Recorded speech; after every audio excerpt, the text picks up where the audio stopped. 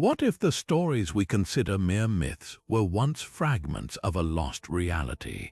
Since the dawn of civilization, humanity has been spellbound by tales of enchanted realms, places where gods walked among mortals, where trees whispered secrets, and where the ordinary dissolved into the extraordinary.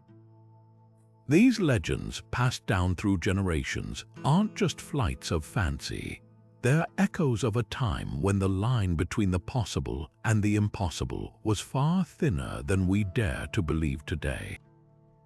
And now we're about to step across that threshold together into a world where magic wasn't just imagined, it was lived. Picture this: ancient civilizations, from the misty highlands of Celtic Britain to the sun-baked temples of Mesopotamia, all shared one uncanny similarity. They spoke of portals to otherworldly dimensions, of beings with powers beyond human comprehension, and of landscapes that defied the laws of nature. These weren't just bedtime stories, they were sacred truths woven into the very fabric of their cultures. Think of the Greeks, who believed Mount Olympus wasn't just a mountain but the home of the gods, or the Norse, who described Yggdrasil, a cosmic tree binding 9 realms together. What if these weren't metaphors but glimpses of something far more profound? That's the mystery we're unraveling today. Over the next 35 ancient myths, we'll traverse forgotten kingdoms, decode cryptic prophecies, and meet figures who wielded magic as effortlessly as we wield technology. From the shape-shifting tricksters of Native American lore to the celestial dragons of Chinese legend, each story is a thread in a grander tapestry, one that hints at a world where the supernatural was simply natural. So settle in, because this isn't just a history lesson. It's an invitation to rediscover the wonder that once made the universe feel alive with possibility. The only question left is, are you ready to believe? Deep in the heart of human mythology lies a story so universal it transcends time, the tale of a paradise lost. The Garden of Eden wasn't just a lush haven of blooming trees and crystal rivers. It was a realm crackling with enchantment, where serpents spoke in riddles, fruit pulsed with forbidden knowledge, and divinity walked alongside humanity.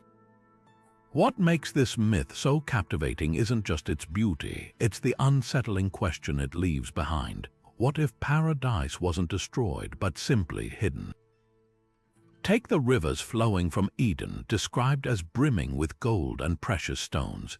These weren't ordinary waters. They were veins of cosmic energy, believed by mystics to nourish all creation. And at the garden's center stood 2 mythical trees, one offering eternal life, the other bearing the fruit of ultimate wisdom. The serpent, often painted as a villain, was far more complex, a shape-shifting entity whispering temptations that blurred the line between sin and enlightenment. This wasn't a simple morality tale. It was a meditation on humanity's deepest longings for immortality, for divine secrets, for a return to that primordial magic. What's astonishing is how these elements mirror legends worldwide. The ancient Sumerians spoke of Dilmun, a pure land where sickness and death didn't exist. Hindu texts describe Svarga, a celestial orchard guarded by gods. Even the Greek Hesperides, with its golden apples watched over by a coiled dragon, feels eerily familiar. These echoes suggest something profound, that Eden's story wasn't isolated fiction, but a fragment of an older truth, a memory of a time when magic wasn't myth, but woven into the fabric of existence. Perhaps the most haunting detail: Eden's gates were said to be sealed not by God, but by flaming swords turning endlessly. A barrier that didn't just lock humanity out, it hinted the garden still existed, waiting for those daring enough to seek it. And that's the real power of this myth. It doesn't just tell us where we came from, it whispers of what we might rediscover. No civilization has captured our collective imagination quite like Atlantis, a kingdom so advanced, so powerful, that its sudden disappearance feels less like tragedy and more like a warning. Plato first described this fabled island around 360 BCE, painting a picture of a society brimming with technological marvels. energy crystals that could heal or destroy, flying machines defying the laws of physics, and architecture that pulsed with an otherworldly glow. But here's what's chilling: Plato insisted this wasn't fiction. He claimed Atlantis was real, a thriving empire swallowed by the sea in a single day and night of fire and earthquakes. The details he shared are eerily specific. Atlantis lay beyond the Pillars of Hercules, what we now call the Strait of Gibraltar. Its capital was a series of concentric rings alternating between water and land, built from a mysterious red-black stone that gleamed like metal. The Atlanteans were master engineers, harnessing energy from the earth itself, but their greatest strength became their downfall. Corruption spread like a disease. Their attempts to conquer the world angered the gods, who sent that cataclysmic punishment, and just like that, an entire civilization vanished beneath the waves. What's fascinating isn't just the story itself, it's how many cultures share eerily similar legends. The Aztecs spoke of Aztlan, an island paradise lost to floods. In India, the Mahabharata describes Dwaraka, a golden city sunk by the sea after its ruler angered the gods. Even the biblical tale of Noah's Ark parallels Atlantis, a world reshaped by divine wrath. Could these all be fragments of the same forgotten history?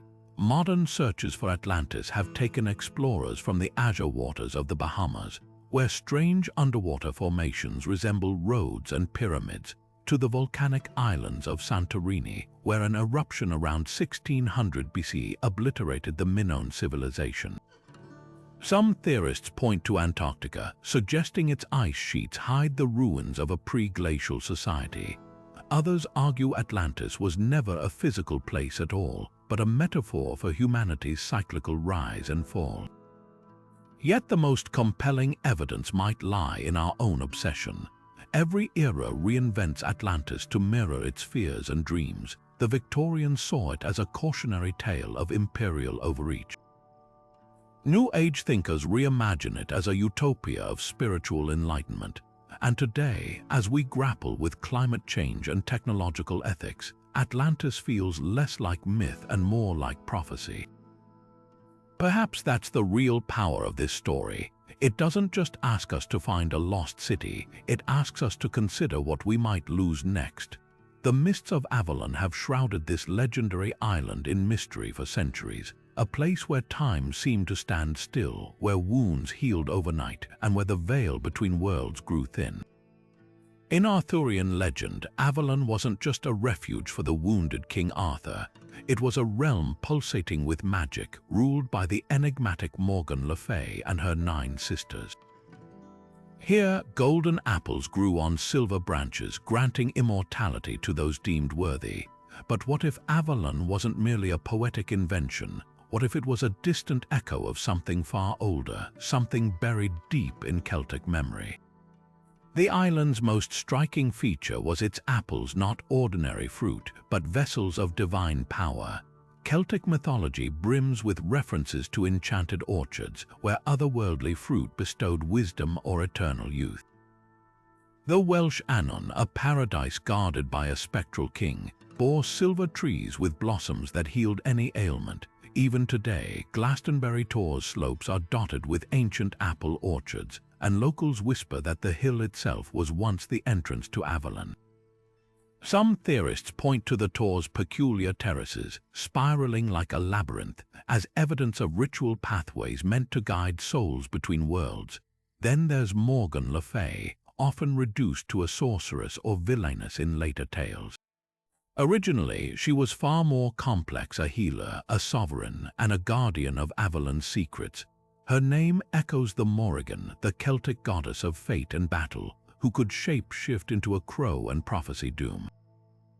This overlap hints at Avalon's deeper roots in pre-Christian beliefs, where islands weren't just landmasses but thresholds to the otherworld.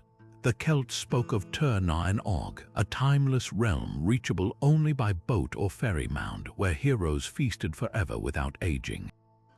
Sound familiar? Glastonbury Abbey's infamous discovery of Arthur and Guinevere's graves in the 12th century adds another layer. Whether a pious fraud or a genuine revelation, the monks tapped into something potent, the human longing to touch the mythic past. Even the abbey's location, surrounded by marshes in ancient times, mirrors descriptions of Avalon as an isle rising from the waters. Today, pilgrims still flock to the chalice well, where iron-rich waters run red, said to hold the blood of the Grail itself. Perhaps Avalon's greatest magic is its duality, both a physical place and a state of being. It exists in the scent of apple blossoms on Glastonbury's wind, in the quiet between heartbeats, in the stories we refuse to let die. Because some myths aren't meant to be solved, they're meant to be felt, high in the frozen peaks of the Himalayas where the air grows thin and the snow never melts, whispers persist of a valley untouched by time, Shangri-La. Unlike other lost realms, this sanctuary wasn't carved by catastrophe or sealed by divine wrath. It was chosen to remain hidden, a refuge for those seeking wisdom beyond the reach of mortal strife. Tibetan monks spoke of it for centuries as Baal, a sacred land concealed by magic where flowers bloomed year-round, rivers ran with liquid clarity, and the inhabitants aged so slowly they seemed to cheat death itself. But it wasn't until 1933, when James Hilton penned Lost Horizon, that the world truly fell under its spell. Hilton's novel painted Shangri-La as more than just a paradise. It was a living library of human knowledge where art, music, and philosophy flourished undisturbed by wars or revolutions. The Lamasery at its heart was governed by the enigmatic High Lama, a European monk who'd stumbled upon the valley centuries earlier and absorbed its secrets. Time moved differently there, not frozen but gentle, like a stream meandering rather than rushing toward the sea. Residents lived for hundreds of years, their bodies kept vigorous by the valley's mystical energies and their minds sharpened by endless study. Even the air carried a faint hum, as if the very atmosphere was charged with something beyond science.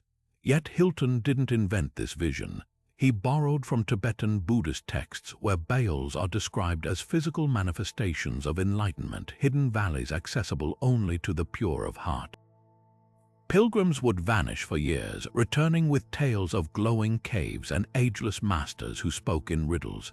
The real-life kingdom of Shambhala, a celestial realm prophesied to reveal itself when the world descends into chaos, mirrors Shangri-La's role as a beacon of hope. Modern seekers have tried to pinpoint its location, from the misty gorges of Bhutan's Paro Valley to the remote monasteries of Nepal's Mustang region. Some even claim the elusive Yeti isn't a beast but a guardian of these gates. What makes Shangri-La endure isn't just its allure of immortality. It's the idea that somewhere, against all odds, beauty and wisdom persist untouched by the world's decay. In an era of climate crises and digital overload, the myth resonates deeper than ever. Maybe that's why, when sunlight filters through Himalayan passes in just the right way, travelers still swear they glimpse golden rooftops glittering through the clouds, just for a heartbeat before the mist rolls back in. The legend of El Dorado didn't begin as a city of gold. It began with a man. High in the Andes, the Muisca people performed a ritual so dazzling it burned itself into history. Their newly crowned king would coat his body in sticky resin before priests dusted him head to toe in gold powder, transforming him into a living sun god. Then, as drums echoed across Lake Guatavita, he'd plunge into its sacred waters, washing away the gold as an offering to the gods. To the Spanish conquistadors who heard this tale, it wasn't just ceremony. It was proof of a kingdom dripping with treasure, hidden somewhere in the jungle's emerald depths. What followed was a fever that consumed centuries. Spanish expeditions hacked through the Amazon, torturing indigenous guides for clues to the Golden One's kingdom. Gonzalo Pizarro led 600 men and 4,000 pigs into the rainforest only to emerge with 60 starved survivors, their dreams of gold replaced by nightmares of cannibalism and quicksand. Sir Walter Raleigh mounted 2 doomed quests, convinced El Dorado lay near Venezuela's Orinoco River.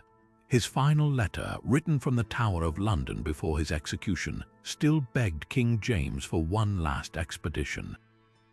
The tragedy: the Muisca's real wealth wasn't in hoarded gold, but in their sophisticated trade networks where gold held spiritual, not material value. Modern archaeologists have uncovered tantalizing clues. LiDAR scans in Colombia's Mosquitia region reveal sprawling urban ruins with pyramids and plazas, suggesting the City of Gold might have been a federation of advanced cultures. Even Lake Guatavita yielded treasures, golden figurines dredged up in the 1800s, confirming the Muisca's ceremonies. But the most compelling theory comes from researchers studying the Amazon's terra preta, fertile man-made soil, hinting at vast, vanished civilizations that could have inspired the myth. El Dorado's true legacy isn't lost treasure. It's humanity's endless hunger for the unattainable. From conquistadors to Nazis to modern treasure hunters, the dream persists. Yet perhaps the real gold was always the stories themselves, passed down like shimmering fragments of a truth we're still trying to grasp. Far beyond the northern winds, where the sun lingered for months without setting, the Greeks believed Hyperborea thrived, a paradise so pristine it defied mortal understanding. Unlike other mythical realms lost to catastrophe, this Arctic utopia was said to flourish eternally, bathed in golden light even as the rest of the world shivered in darkness. Its people, the Hyperboreans, were giants of wisdom and vitality, living for 1,000 years in harmony with nature. Apollo himself was said to retreat there each winter, drawn by the land's divine resonance, where music and poetry flowed like rivers. But what makes this myth so haunting isn't just its beauty, it's how persistently it's echoed across history, morphing from ancient reverence into something far darker. The earliest accounts came from Herodotus, who described Hyperborea as a place beyond the reach of ordinary men, accessible only through a sacred passage guarded by griffins. Pindar, the great Greek poet, claimed its inhabitants knew no sickness or war, dedicating their lives to Apollo with ceaseless hymns. Even the Delphic oracle spoke of offerings wrapped in wheat straw, mysteriously delivered from the north.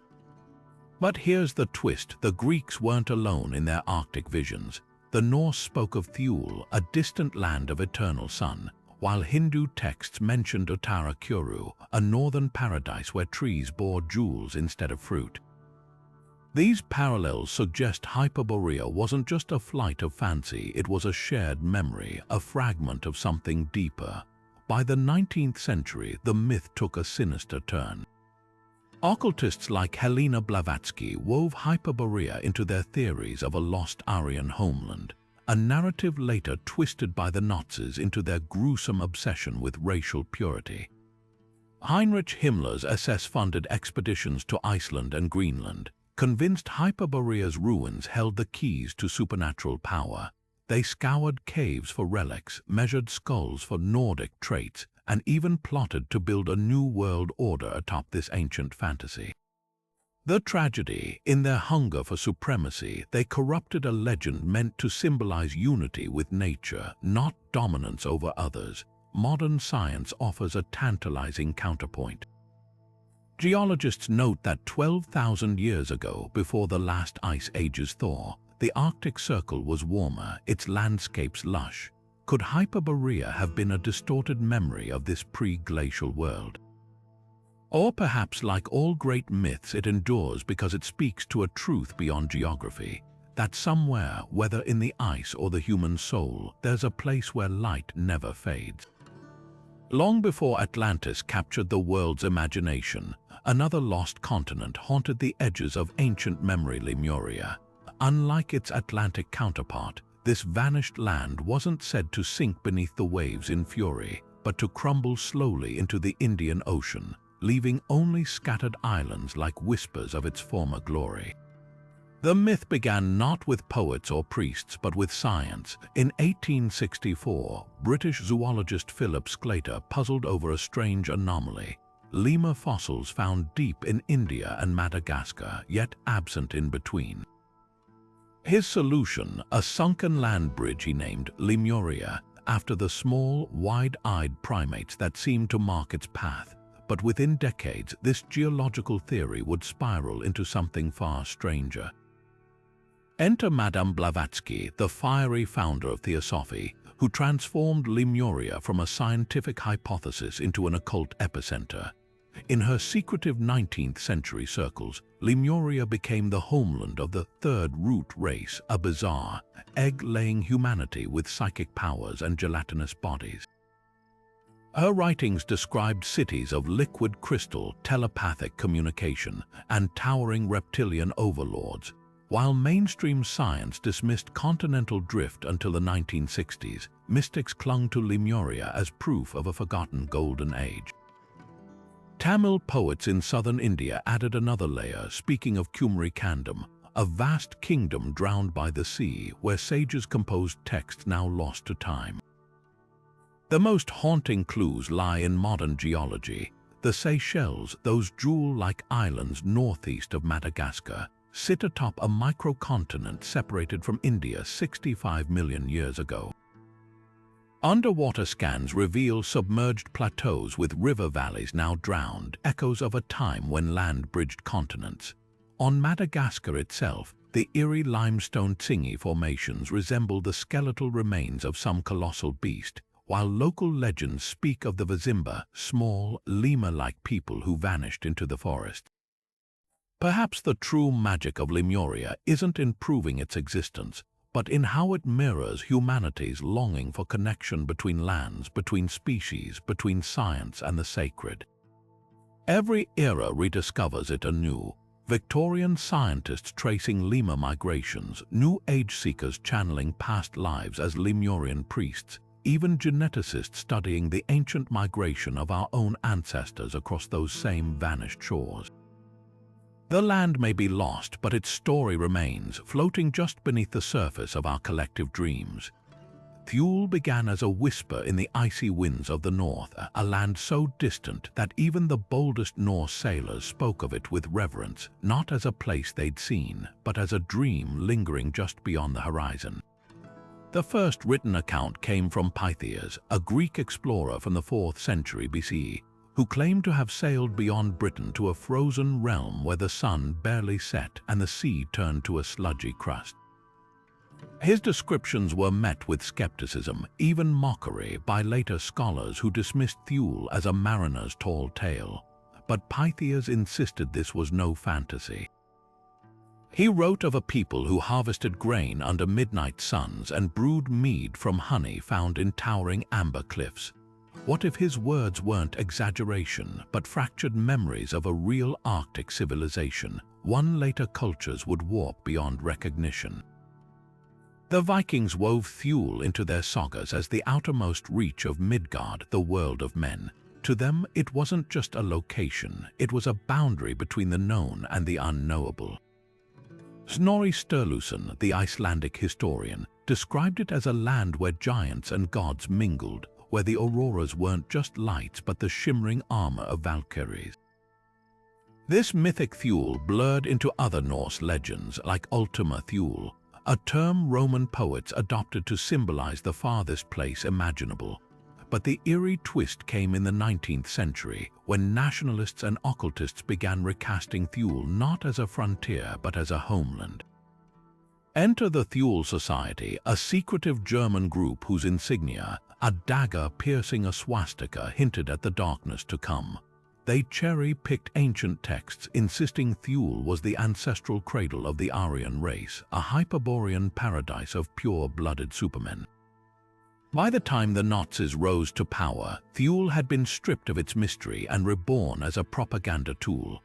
Himmler's researchers scoured Scandinavian ruins for proof of this Aryan utopia, while Hitler's architects planned a new Berlin modeled after what they imagined were Thule's colossal ice temples. The irony, the very people who mythologized Thule as a Nordic Eden ignored its true legacy, a warning about the dangers of mistaking legend for dogma. Modern archaeologists offer a quieter, more haunting possibility. Recent excavations in Norway's Lofoten Islands reveal Iron Age longhouses built to harness the midnight sun, with artifacts suggesting trade routes stretching farther north than previously believed. Could these outposts have been the kernel of Pythia's Thule? Or perhaps Thule's power was never about geography at all, but about the human need to imagine a place beyond the edge of every map, a reminder that the most enduring myths aren't those we prove true, but those that refuse to be pinned down. Off the jagged coast of Brittany, where the sea gnaws at the cliffs like a restless beast, lies the legend of Wise, a city swallowed not by accident but by divine punishment. Unlike Atlantis, where pride provoked the gods, Wise's downfall came through seduction and betrayal, wrapped in the tragic tale of Princess Dahut. Her father, King Gradlon, built the city behind towering bronze gates to protect it from the ocean's fury. But protection came at a price. Each evening, he alone held the key to those gates, locking them tight against the tides. By day, Wise was a marvel of sparkling spires and lush gardens, where wine flowed like rivers and the scent of salt and roses mingled in the air. By night, it became a den of decadence with Dahut at its heart, her laughter echoing through streets slick with sin. The princess was no ordinary ruler. Breton bards sang of her beauty, which could bend men's wills like reeds in the wind. She hosted masquerades where nobles wore masks of beasts, their inhibitions drowned in goblets of stolen sacramental wine. Some say she demanded a new lover each night, only to have him slain at dawn, a rumor that may have been spun by priests to paint her as a pagan temptress.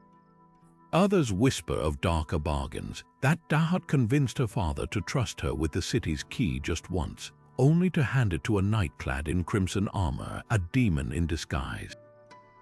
That very night, the gates burst open and the sea roared in like a starving thing. What makes Wise unforgettable isn't just its destruction, but the moral knife edge it walks. King Gradlon, warned by the saintly Corentin, fled on horseback with Dahut clinging behind him until a voice from the waves thundered, "Throw the demoness into the sea." In one version, he obeys and the waters spare him. In another, Dahut transforms into a Morgan, a Breton siren who lures sailors to their doom, forever singing of the city she doomed. The parallels to Atlantis are clear. Both are lessons in hubris, but Wise lingers in the imagination because its sin feels human, intimate. This wasn't just a kingdom punished for ambition. It was a daughter's recklessness, a father's blind love, and the moment desire outran duty. Even today, fishermen swear that on still nights, they hear bells ringing beneath the waves near Douarnenez Bay, some say from Wise's drowned cathedral, others from Dahut's ghostly revels. Geologists point to real submerged forests along Brittany's coast, remnants of post-Ice Age flooding, but the legend's true power lies in its duality. To medieval clerics, it was a sermon against vice. To modern feminists, Dahut is a defiant figure, a woman punished for claiming power in a world that denied it. And for the Breton people, Wise is a cautionary pulse in their blood, a reminder that the sea doesn't forgive, but it never lets us forget. Beneath our feet, hidden in the labyrinth of the earth's crust, lies perhaps the most enduring myth of all, a kingdom untouched by time, where enlightened beings guard ancient wisdom in a world of perpetual twilight. This is Agartha, the legendary subterranean realm said to stretch beneath continents like a vast, glowing network of tunnels and crystalline cities. The concept of a hollow earth isn't just the stuff of pulp novels. It's woven into traditions from Tibetan monasteries to 19th-century occult circles, each adding layers to a story that blurs the line between science and spirituality. Tibetan Buddhist texts speak of a hidden land called Shambhala, a sanctuary deep underground where adepts meditate in tunnels lit by an inner sun. These masters, known as the King of the World and his council, supposedly influence human destiny through esoteric means. The myth spread westward when Russian mystic Nicholas Roerich returned from his Himalayan expeditions, claiming lamas had shown him encrypted maps to Agartha's entrances, caves guarded by psychic barriers that only the pure of heart could pass. Then came the Norses, who became obsessed with locating these tunnels, sending expeditions to Tibet in search of a power they believed could turn the tide of war. But Agartha's roots dig even deeper. The Babylonian epic of Gilgamesh describes a journey to the underworld where heroes meet beings who never see the light. Hindu scriptures mention Patala, a luminous underworld of serpentine demigods. Even modern science toys with the idea not of literal hollow spaces, but of vast, unexplored subterranean ecosystems. In 2017, researchers discovered microbes living miles underground in conditions once thought impossible for life. Could these extremophiles be the dimmest echo of Agartha's mythical bioluminescent forests? The most haunting theory comes from Admiral Byard's disputed diary, which describes his 1947 Arctic flight encountering a verdant land beyond the ice, inhabited by advanced beings who warned of surface dwellers' destructive paths. Whether hoax or hallucination, the story taps into a universal longing that somewhere beneath the chaos of our world, there's a place where knowledge and peace still reign. Perhaps Agartha's real magic isn't in existing physically, but in reminding us that the earth, like the human mind, still holds uncharted depths waiting to be explored. Before Eden enchanted Hebrew scribes or Atlantis-obsessed Greek philosophers, the Sumerians dreamed of Dilmun, a sacred garden where gods walked freely and mortals could taste immortality. Unlike other paradises lost to divine wrath, Dilmun was a gift, a shimmering oasis cradled between the Tigris and Euphrates rivers where pain and decay held no power. The earliest references appear on 4,000-year-old cuneiform tablets describing a land pure, bright, and holy, where lions didn't kill and ravens didn't scream. But Dilmun wasn't just a poetic fantasy. Archaeologists now believe it was inspired by Bahrain's lush northern coast, where freshwater springs bubble up through salt flats, a real-world miracle that would have seemed supernatural to ancient desert dwellers. Central to Dilmun's myth was its life-giving water. The Epic of Gilgamesh describes it as the place where the sun god Utu rose each dawn, transforming bitter wells into sweet pools. One tablet even details a divine negotiation. Enki, the god of wisdom, promises to fill Dilmun's dry channels by striking the ground with his staff, summoning underground rivers to the surface. This wasn't just allegory. Bahrain's Eye of the Phoenix springs still flow today, their mineral-rich waters revered since antiquity. The Sumerians saw these waters as literal divinity, liquid manifestations of Enki's power to heal and renew. Dilmun's most startling claim: it was the only land spared when the gods unleashed the Great Flood. While Mesopotamian myths like the Atrahasis and Gilgamesh tablets describe a deluge wiping humanity clean, Dilmun remained untouched, its residents sheltered by divine favor. Some scholars argue this exemption reflects Bahrain's geography. Its elevated limestone formations may have spared it from regional inundations that drowned lower settlements. Others see a coded message that Dilmun wasn't a physical place at all, but a spiritual state reserved for those who lived in harmony with the gods. Trade routes wove Dilmun deeper into history. By 2000 BC, its ports bustled with merchants exchanging copper from Oman, pearls from the Gulf, and lapis lazuli from Afghanistan. The Dilmunites built towering burial mounds, over 170,000 still dot Bahrain's landscape, each aligned with celestial patterns. These weren't just tombs, they were stairways to the afterlife, mirroring the Sumerian belief that Dilmun was the threshold where souls crossed into the underworld. What endures is the question beneath the myth. Was Dilmun a real kingdom mythologized by time, or a metaphor for humanity's oldest yearning, to find a place where suffering ends and life begins anew?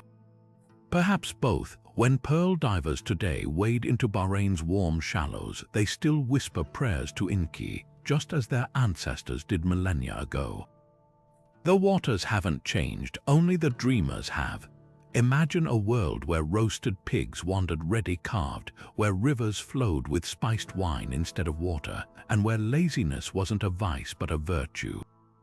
This was Kokani, the ultimate medieval peasant's daydream, a land where hunger and hard labor didn't exist and where every fantasy of abundance came to life. Born from the exhaustion of feudal toil, this myth spread like wildfire across famine-scarred Europe, offering a delicious escape from the grind of daily survival. But beneath its absurd humor lay a sharp critique of the very world that birthed it. A society where the church preached asceticism while lords feasted, and where starvation was one bad harvest away. The details of Kokani were as outrageous as they were specific. Houses were built of cake and sugar cane, fences of sausages, and cheese rained from the sky like soft, golden hail. Need a meal, simply lie under a tree and roasted geese would fly into your mouth. Thirsty, the fountains spouted beer and the streams ran with rich red wine. Even the laws defied reality. Sleep was mandatory, work was punishable, and the only virtue was indulgence. This wasn't just wishful thinking, it was satire, a middle finger to the rigid moral codes of medieval Christianity. Monks who fasted for salvation and nobles who hoarded grain while peasants starved became the butt of Kokani's joke, a world where piety and hierarchy were flipped on their heads. Yet the myth's brilliance lay in its duality. For all its gluttony, Kokani mirrored the very religious imagery it mocked. The land of plenty echoed descriptions of heaven's bounty in sermons where the faithful would recline at the banquet of the Lord. Even the rivers of wine evoked the miracle of Cana, where Christ turned water into wine. But Kokani twisted these symbols instead of earned reward after a life of piety. This was paradise handed out freely, a cheeky rebellion against the church's no pain, no gain theology. Historians trace Kokani's roots to oral traditions among peasants and traveling minstrels, but by the 13th century it had exploded into art and literature. Dutch painters depicted tables buckling under mountains of food, while Italian poets wrote of cheese mountains patrolled by Posta knights.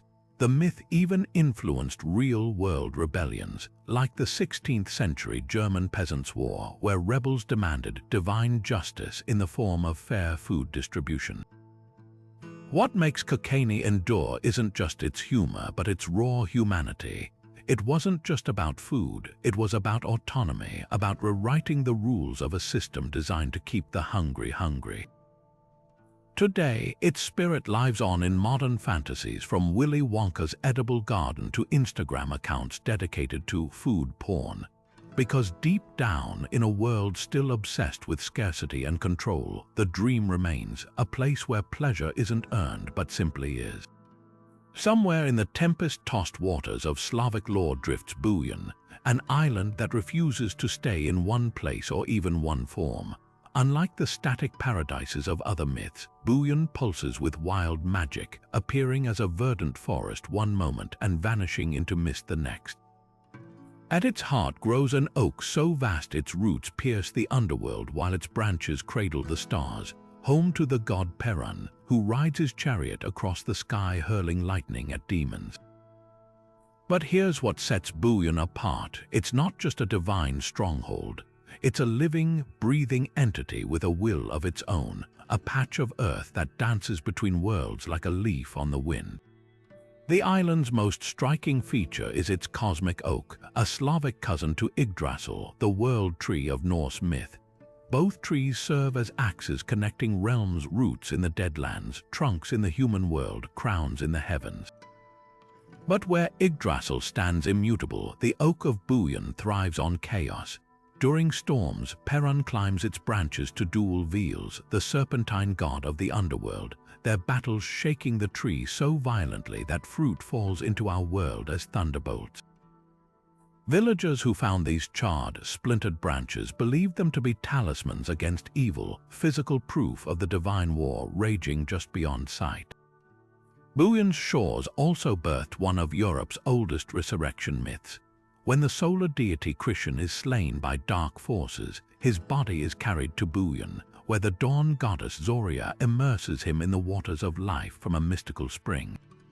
For 3 days, the island goes silent. No waves lap its beaches, no wind stirs its trees until Krishan rises, his return heralded by the cries of the prophetic alknost bird.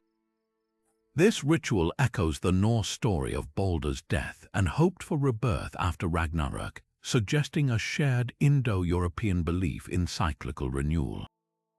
Yet the Slavic version is messier, more visceral. There's no final battle here, just an endless rhythm of decay and revival, like the island itself fading and reappearing with the seasons. Fishermen's tales add another layer. They spoke of glimpsing bullion on the horizon at dawn, only to watch it dissolve by midday. Some claimed its beaches were paved with the bones of ships lured onto its rocks, while others whispered of a cave where the winds were kept chained, released only when the god Stribog unfastened their shackles. These details blur the line between island and deity. Was bullion a place or a living god disguised as land? Even the name hints at this ambiguity, derived from the Slavic word for storm, but also echoing bugin, meaning swaggering or boisterous. The eerie parallel, just as Norse legends tell of sailors stumbling upon Asgard during freak storms, Slavic sagas warn of mortals washing up on bullion's shores. Those who angered the gods were said to wander its forests forever, trapped in a labyrinth of shifting trees, while the worthy might be gifted a single golden apple from the cosmic oak before being ejected back into the waves. Modern scholars speculate these stories encode real navigational hazards, perhaps Baltic sandbanks that appear and vanish with the tides, or mirages caused by Arctic air meeting warmer currents. But like all great myths, bullion refuses to be pinned down. It's a shapeshifter to the last, as much a state of mind as a scrap of geography, reminding us that the oldest magic lies not in controlling nature, but in surrendering to its wild, untamable heart. To the Polynesian voyagers who mastered the Pacific's endless blue horizons, Hawaii wasn't just a homeland, it was the beating heart of creation itself, a place where gods and mortals once walked side by side before scattering across the ocean like stars. Unlike the fixed paradises of other myths, Hawaii exists in layers, at once a physical island, a spiritual wellspring, and a celestial point of return after death. Maori elders describe it as the womb of the world, where the great demigod Maui hauled up the fishing net of the universe, snagging islands from the seabed. But the most haunting detail, Hawaii's location shifts in the telling, sometimes west of Tahiti, sometimes beneath the waves near Samoa, or even glowing in the constellation of Orion's belt. This wasn't inconsistency, it was a map of memory charting not just geography but the soul's journey. The creation chant of the Maori, the Cumulipo, begins in Hawaii's primordial darkness, where life unfolds from coral polyp to god-kings in a cascading genealogy. Here, the first man, Tiki, was molded from red earth by the breath of the creator Tain, while volcanic fires lit the forge of the trickster hero Moi. Yet Hawaii's magic wasn't confined to myth. When Polynesian navigators set sail in double-hulled ware, they carried Hawaii in their chants, star compasses and wave patterns passed down for generations. Modern DNA studies trace their voyages to the Marquesas around 300 CE, then onward to Rapa Nui and Aotearoa, but the oral traditions go deeper.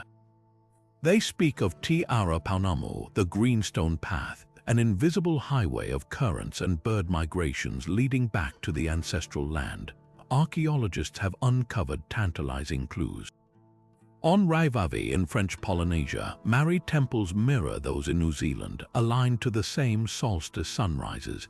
The sweet potato, native to South America but found in pre-contact Polynesia, hints at daring crossings to distant shores. Yet the greatest evidence lies in the wayfinding renaissance today, where navigators like Nainoa Thompson still use Hawaii's star paths not with GPS, but by reading the swell of waves and the flight of Monu Oku birds at dusk. What makes Hawaii extraordinary isn't just its past, but its living presence. When a Maori elder greets another with "No hiko," where are you from? The answer always circles back, "No Hawaii mai ahau, I am from Hawaii," not as history but as identity, because some homelands aren't found on maps. They're carried in the blood, whispered in the wind, and waiting where the horizon meets the sky. Somewhere beneath the shifting dunes of the Libyan desert, where the winds erase all footprints within hours, the Bedouin whisper of a city that sleeps, not dead, but waiting. Zerzura, the oasis of little birds, appears in fragments across centuries of caravan lore.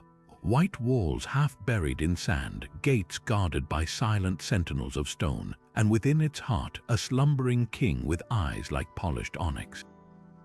This isn't just another mirage of the Sahara. Unlike Atlantis or El Dorado, Zerzura's legend carries an eerie specificity. Directions scribbled on medieval Arabic manuscripts describe turning left at the two hills shaped like a woman's breasts, following a dry riverbed lined with petrified trees until the desert opens its jaws. For nomadic tribes, the story was more than myth. It was a living map passed down with warnings: enter unprepared, and Zerzura would swallow you whole. The earliest written account comes from a 15th century text called the Book of Hidden Pearls, describing Zerzura as a city of jade-green gardens and towers carved from single blocks of alabaster, its inhabitants frozen mid-action by an ancient curse. The twist: only those whose hearts weigh less than a feather could wake its king, a clear echo of Egyptian Book of the Dead imagery where souls were judged against Maat's feather. But Zerzura's king isn't Osiris. Bedouin variations name him Al-Qidr, the eternal green prophet who guides the lost, or sometimes a forgotten Berber warlord who bargained with jinn for immortality. The common thread: he sleeps on a throne of salt, his sword across his lap, until a worthy traveler breaks the spell. In the 1920s, Zerzura became an obsession for European explorers like Laszlo Olmosy, the real-life English patient who combed the desert in plains and Model T Fords. Olmosy's diaries describe finding caves in the Gilf Kebir Plateau adorned with Neolithic paintings of swimmers, proving the Sahara was once a savanna. He became convinced these were Zerzura's outskirts, that the city lay buried beneath sands that had swallowed entire ecosystems. His rival, British explorer Ralph Bagnold, took a more scientific approach, mapping wind patterns to predict where dunes might reveal ruins. Both men vanished for weeks at a time, returning sun-scorched and delirious, muttering about white towers seen at dawn that melted by midday. The desert guards its secrets fiercely. In 1933, a French legionnaire's garbled radio transmission described stumbling onto a city of bleached bone before his signal cut out forever. Decades later, satellite imagery revealed strange geometric patterns near Chad's Tapestry Mountains, structures too symmetrical to be natural, yet inaccessible due to political unrest. Modern archaeologists suspect Zerzura might be a composite of real places: the abandoned Roman outpost of Garama, its walls indeed plastered white with salt, or the lost Siwa oasis temples, their ruins shifting with the dunes.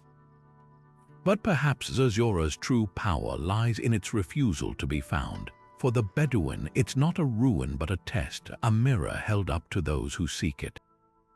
The Tebu people sing of a traveler who reached its gates only to find them inscribed. You who have crossed the desert of thirst, ask yourself, did you come to plunder or to learn? In an age of Google Earth where few places remain uncharted, Zerzura endures as a reminder that some mysteries aren't meant to be solved, they're meant to make us wonder. The thirst for gold has driven men to madness before, but none so vividly as the feverish dream of Cibola. 7 cities shimmering with towers of pure gold, their streets paved with emeralds, hidden somewhere beyond the deserts of the New World. This wasn't just a rumor, it was a wildfire of greed that consumed Spanish conquistadors, twisting Aztec legends and Pueblo realities into a mirage that would bleed real blood. The story began with a shipwrecked friar named Marcos de Niza, who returned from the northern wilderness in 1539 with a tale that crackled like kindling in the ears of the empire. He claimed to have glimpsed a city so vast its walls reflected sunlight like molten metal, a place the Zuni people called Hawika. But here's the cruel twist: Marcos likely never saw it. His account was embroidered with hearsay, fragments of Aztec lore about their own lost cities, and perhaps a dash of self-preservation after all. What better way to please his crown than dangling the ultimate prize? When Francisco Vázquez de Coronado marched north in 1540 with 1,000 men and herds of cattle, he wasn't just chasing treasure. He carried a mandate from God and King, convinced these golden cities were divine reward for converting the heathen. The reality was a gut punch. Huaca wasn't a metropolis of gold, but a modest pueblo village of sun-baked adobe. Coronado's men, starving and disillusioned, looted its corn stores and burned Zuni resistance to the ground. Yet even then, the myth refused to die. Guides whispered of richer cities farther east, Quivira, where a chieftain napped beneath trees hung with golden bells. Coronado pressed on, dragging his expedition across the Great Plains only to find Wichita grass huts and copper ornaments. The disillusionment was so bitter that upon his return, the Spanish crown nearly bankrupted him for his failure. What makes Cibola haunting isn't just the gap between myth and reality, but how it reveals the mechanics of colonial delusion. The Aztecs had spoken of Tolan, their primordial golden city, lost to time. The Pueblo peoples, masters of pottery and turquoise, described their own spiritual centers, places like Choco Canyon, where celestial alignments turned stone into sacred geometry. Spanish minds, wired for plunder, mashed these threads together, spinning a fantasy where every native word became code for hidden wealth. Even the name Cibola was a misunderstanding. Some scholars argue it derived from the Zuni word Shiwina, meaning the land, stripped of its context and grafted onto empire's hunger. Today, the ghost of Cibola lingers in the American Southwest. Tourists still hunt for Coronado's trail, while archaeologists sift through the ruins of Pico's Pueblo where the expedition wintered. The real treasure, the layers of human folly and resilience the myth laid bare. For the Zuni, Huaca remains a place of memory, not conquest, a reminder that the most glittering cities aren't made of gold, but of stories that refuse to be buried. Off the westernmost tip of Cornwall, where the Atlantic gnaws at England's ribs, lies the ghost of a kingdom swallowed by the sea Lyonesse. This wasn't just any lost land. It was the final battleground of Arthurian legend, the home of the star-crossed knight Tristan, and a place so fertile, they said a farmer could plant his field at dawn and harvest by dusk. Unlike Atlantis's cataclysmic end, Lyonesse vanished quietly, slipping beneath the waves in a single stormy night, its church bells still heard by fishermen on foggy mornings. But what makes this myth so haunting isn't just the romance. It's the stubborn evidence that Cornwall's coastline is hiding something beneath its tides. The Tristan connection binds Lyonesse to legend. In medieval romances, this was the kingdom of Tristan's father, King Meliodas, a land of towering castles and orchards so lush they perfumed the sea winds. When Tristan flees to Cornwall after Lyonesse's fall, he carries its grief in his bones, a displaced prince whose love affair with Isolde mirrors his homeland's tragic beauty. The parallels are striking. Both Tristan and Lyonesse are undone by betrayal and the sea, their stories steeped in salt and sorrow. Even the name Lyonesse whispers of loss, possibly derived from the Cornish lethau so, meaning the lion's milk, a poetic nod to the frothing waves that consumed it. Geology lends eerie credibility to the tale. Between Land's End and the Isles of Scilly, divers have mapped vast underwater valleys with remnants of oak forests, their trunks still rooted in peat beds beneath the seabed. In 1815, a storm ripped away sand near Mounts Bay to reveal a submerged stone circle, its pillars worn smooth by centuries of tides. Radiocarbon dating places these forests at around 3,000 years old, aligning with a period of rapid sea level rise. Local fishermen still net tools and pottery shards in their trawls, silent proof that people once worked this land before the ocean claimed it, the most chilling detail. Cornish folklore insists Lyonesse fell on November 11th, the feast of St. Martin. That night in 1099, according to chroniclers, a tsunami-like wave surged across the English Channel, possibly triggered by an earthquake or a meteor strike. The same event is recorded in Brittany's Wise legend, suggesting a shared catastrophe echoed in myth. Today, the Scilly Isles' low tides expose ancient field boundaries and hut circles, ghostly snapshots of a drowned world. Whether Lyonesse was a single kingdom or a scattering of islands lost to coastal erosion, its legacy endures in the lament of gulls and the way the setting sun turns the sea to molten gold. Some stories don't need to be proven true, they just need to be remembered. While Lyonesse sank beneath the waves in sorrow, the Irish envisioned a paradise that rose to meet the setting sun, Mag Mell, the plain of honey, where warriors didn't die but were invited to an everlasting feast by the sea god himself. Unlike the gloomy underworld of other mythologies, this Celtic otherworld pulsed with golden light, its rivers flowing with mead, its trees sagging under the weight of magic fruit. But here's the twist: Mag Mell wasn't just a reward for the brave. It was an elaborate illusion, a realm woven from the whims of Manannán mac Lir, the shape-shifting god who ruled the boundary between earth and ocean.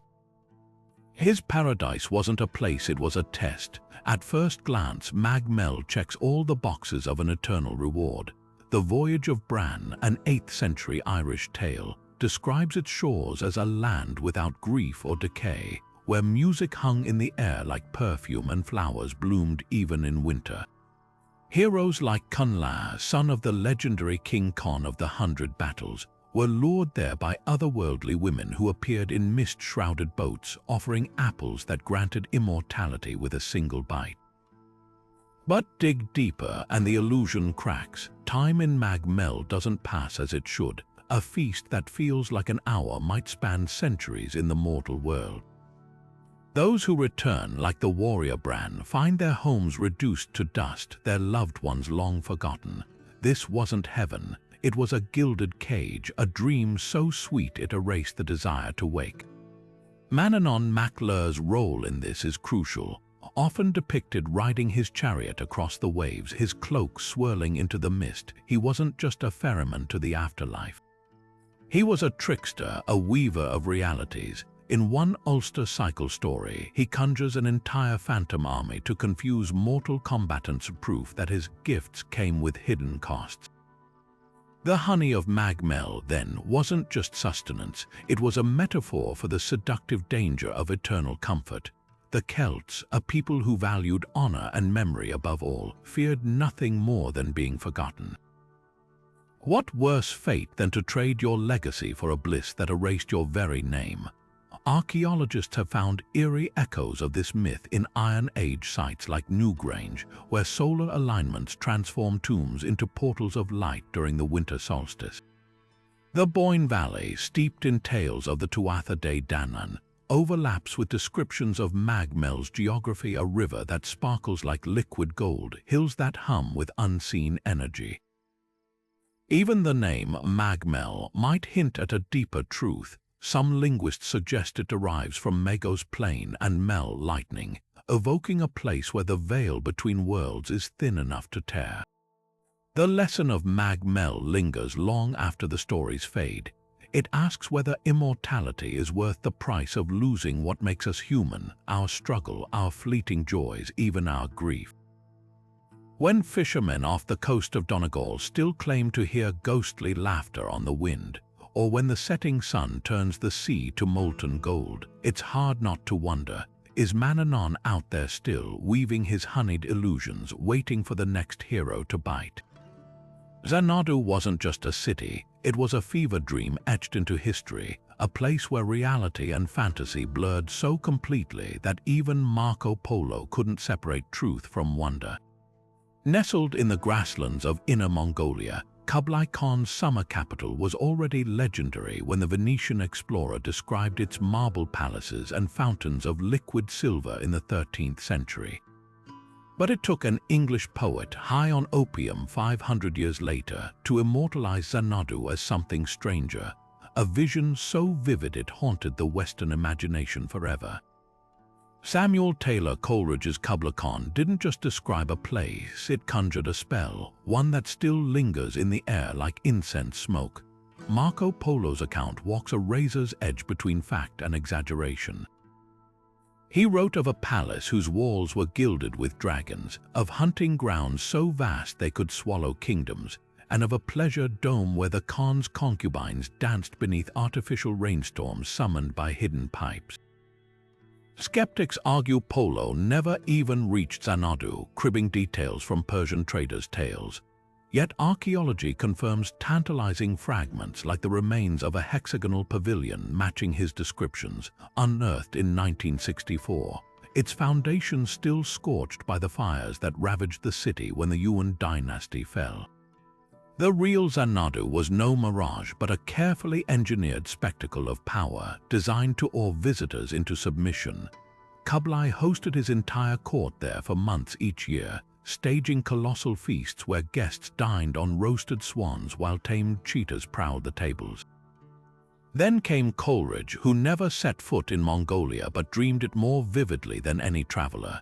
In 1797, after dosing himself with laudanum for pain, he awoke with 300 lines of poetry blazing in his mind, a vision of Xanadu as a surreal paradise where Alph, the sacred river, ran through caverns measureless to man. The poem's most haunting detail, Coleridge claimed it was torn from him mid-composition by a visitor, leaving the work forever unfinished. Critics debate whether this was sheer theatricality, but the effect was undeniable. Xanadu became synonymous with lost genius, a fragment of something too sublime to be fully grasped. What unites Polo's chronicles and Coleridge's hallucination is the sense of Xanadu as a threshold not just between cultures but between worlds. The Mongols called it Shangdu, the upper capital, a liminal space where nomadic steppe traditions collided with the refined excesses of conquered China. For Polo, it was proof that barbarians could build civilizations. For Coleridge, it symbolized the untamed creative mind. Even the city's ruins played tricks. Satellite images show its outer walls forming a perfect square aligned to the cardinal directions, while the inner palace district curls like a labyrinth as if designed to disorient. Modern visitors report something eerier still. On summer nights, when the wind rustles through the grassland sea of grass, locals swear they hear faint echoes of lute strings and laughter, not ghosts, they insist, but the land itself remembering. Whether memory or mirage, Xanadu endures because it was never just a place. It was a mirror reflecting whatever dreamers needed most. For Kublai, legitimacy; for Polo, marvels; for Coleridge, the intoxicating terror of inspiration. And for us, perhaps the reminder that some cities never die. They just wait, half buried in time, for the next dreamer to resurrect them.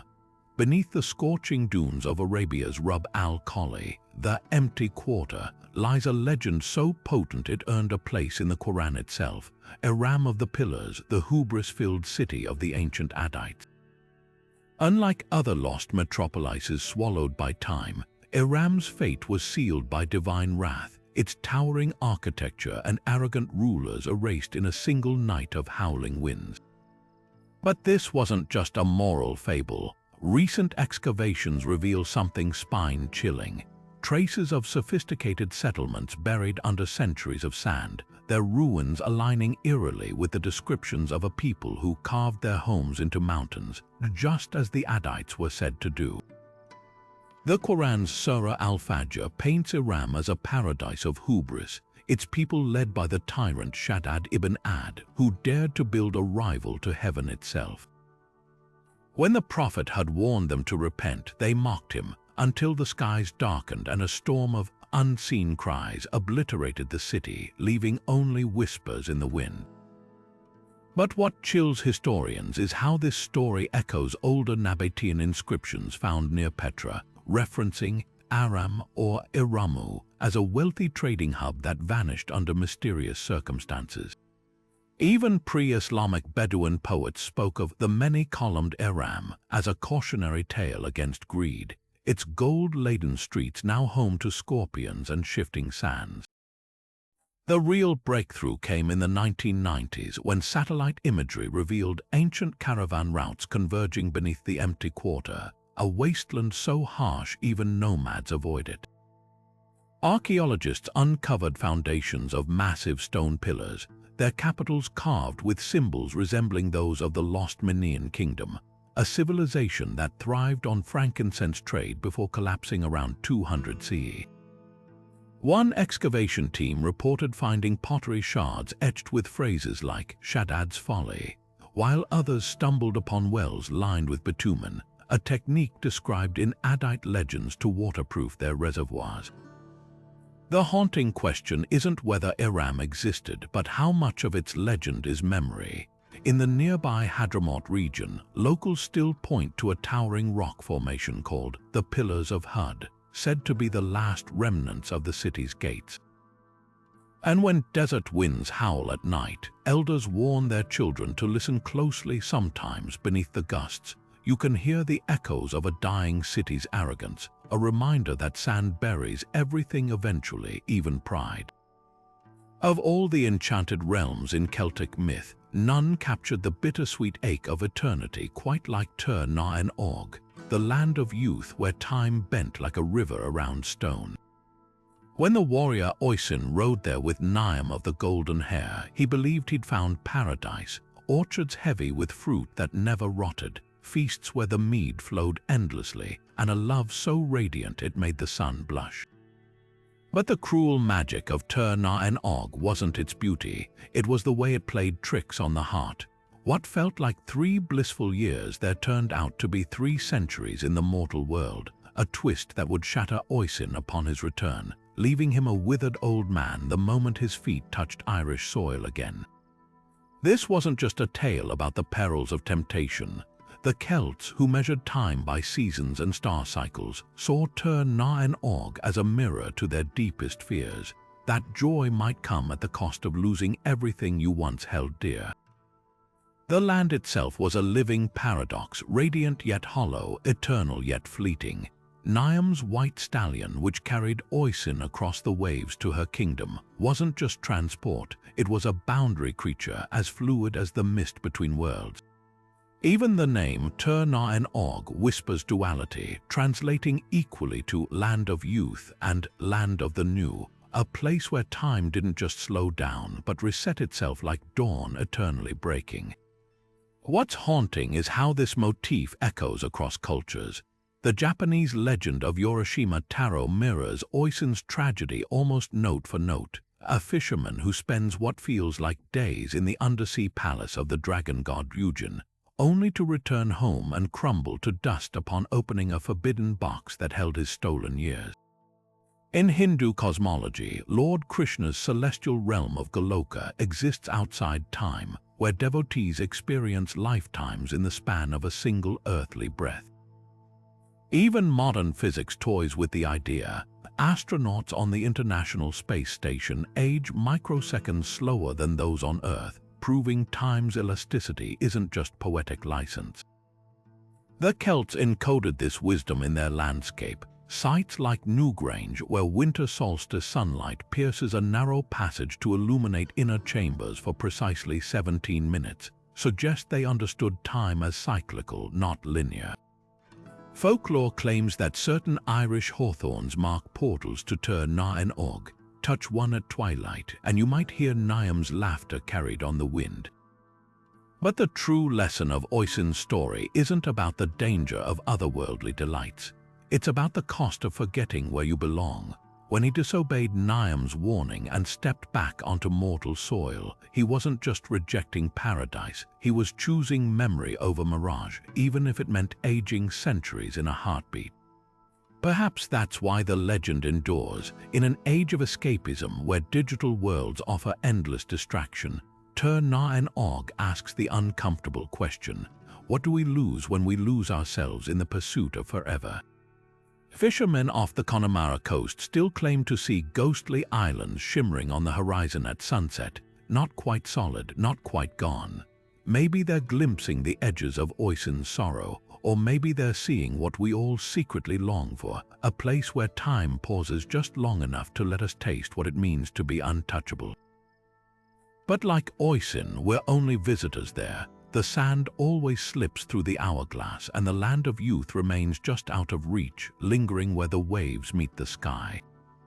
Valhalla wasn't just a reward for Norse warriors, it was a battlefield dressed in gold, where the dead prepared for the end of the world. Picture an endless hall with rafters made of spears and shields so vast they caught the sunlight like a second dawn, its tables groaning under roasted boar and horns of mead that never emptied. This was no peaceful heaven, it was a training ground for Ragnarök, the final battle where gods and monsters would tear the cosmos apart, and the ones who decided who got in.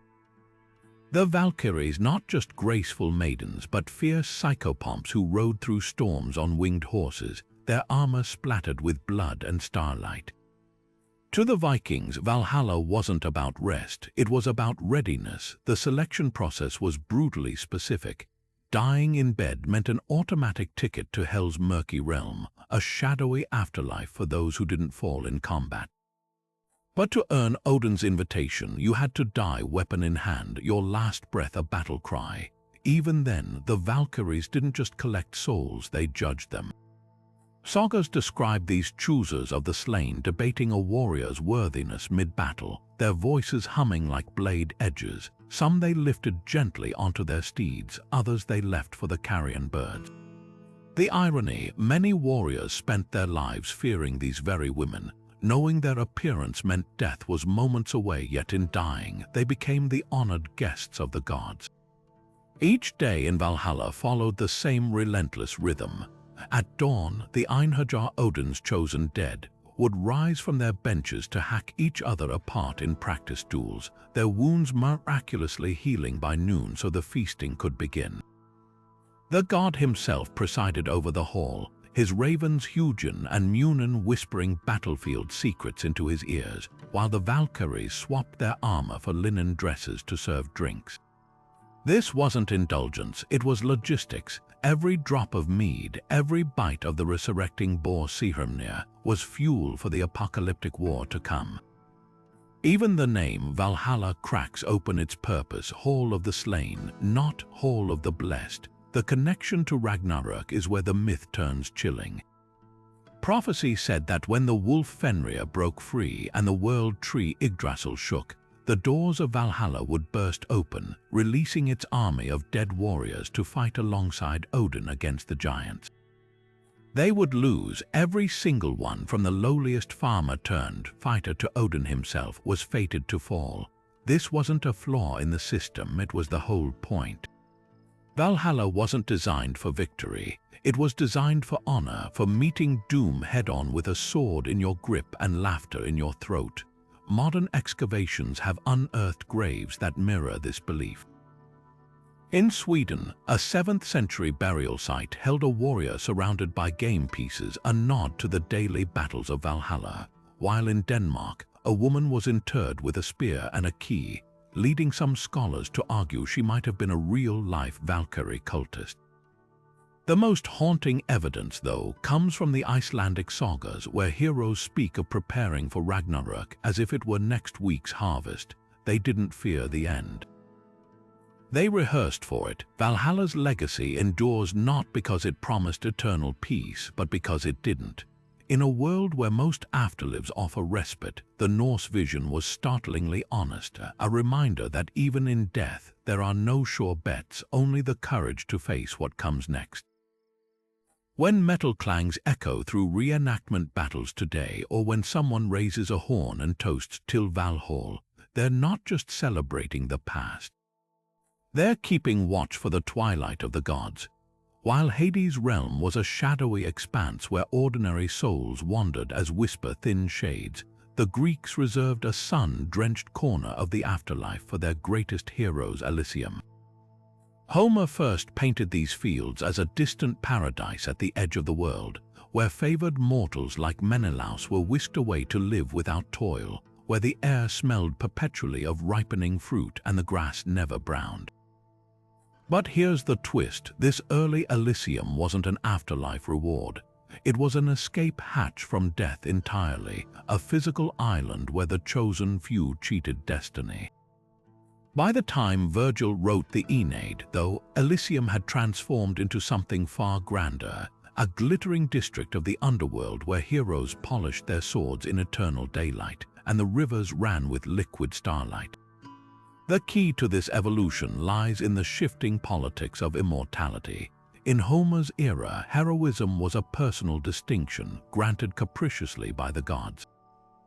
But as Athens and later Rome built empires, they needed a collective ideal to strive toward a celestial mirror of their earthly ambitions.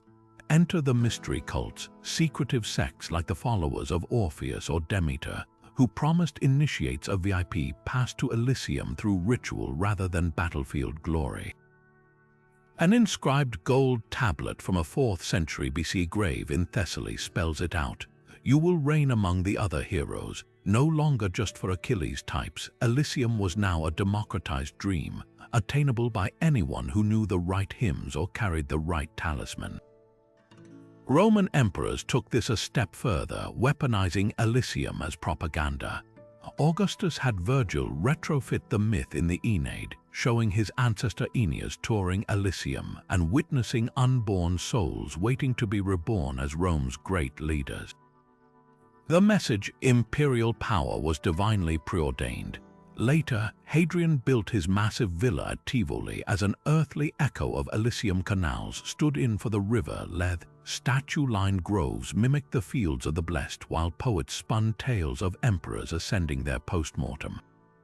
A 1st century sea fresco in Pompeii even shows a Roman matron being escorted into Elysium by Mercury, her virtue rewarded with eternal garden parties. Yet the most haunting version might be Pindar's, who described Elysium as a crossroads. Heroes who'd completed 3 lifetimes of virtue could choose: stay forever in its golden haze, or drink from the well of memory and be reborn as philosophers or kings. This wasn't just an afterlife, it was a soul's gymnasium where excellence was both rewarded and endlessly honed. Today, when we imagine Elysian bliss as the ultimate escape, we're tapping into a 2,000-year-old chain of longing, one that began with warriors dreaming of an island no storm could touch and ended with emperors building their own heavens on earth. The real magic of Elysium, it never was just a place, it was a promise flexible enough to shape-shift with every era's deepest desires. High above the 9 realms of Norse cosmology, wreathed in the fire of endless twilight, stood Asgard, a fortress of gold and gleaming halls where the Aesir gods shaped the fate of worlds. Unlike the shadowy underworlds or sunken cities of other myths, this celestial stronghold pulsed with the energy of battle and celebration, a place where mead flowed as freely as the rivers of wisdom. At its heart lay Valhalla, Odin's Hall of the Slain, but Asgard was far more than a single monument. It was a sprawling testament to divine craftsmanship, its towers forged by the dwarven smiths Brokkr and Sindri, who hammered the very stars into its foundations. The path to this otherworldly realm was as legendary as the gods themselves. Bifrost, the trembling rainbow bridge said to shimmer with colors no mortal eye could fully grasp. More than just a passage, Bifrost was a sentinel.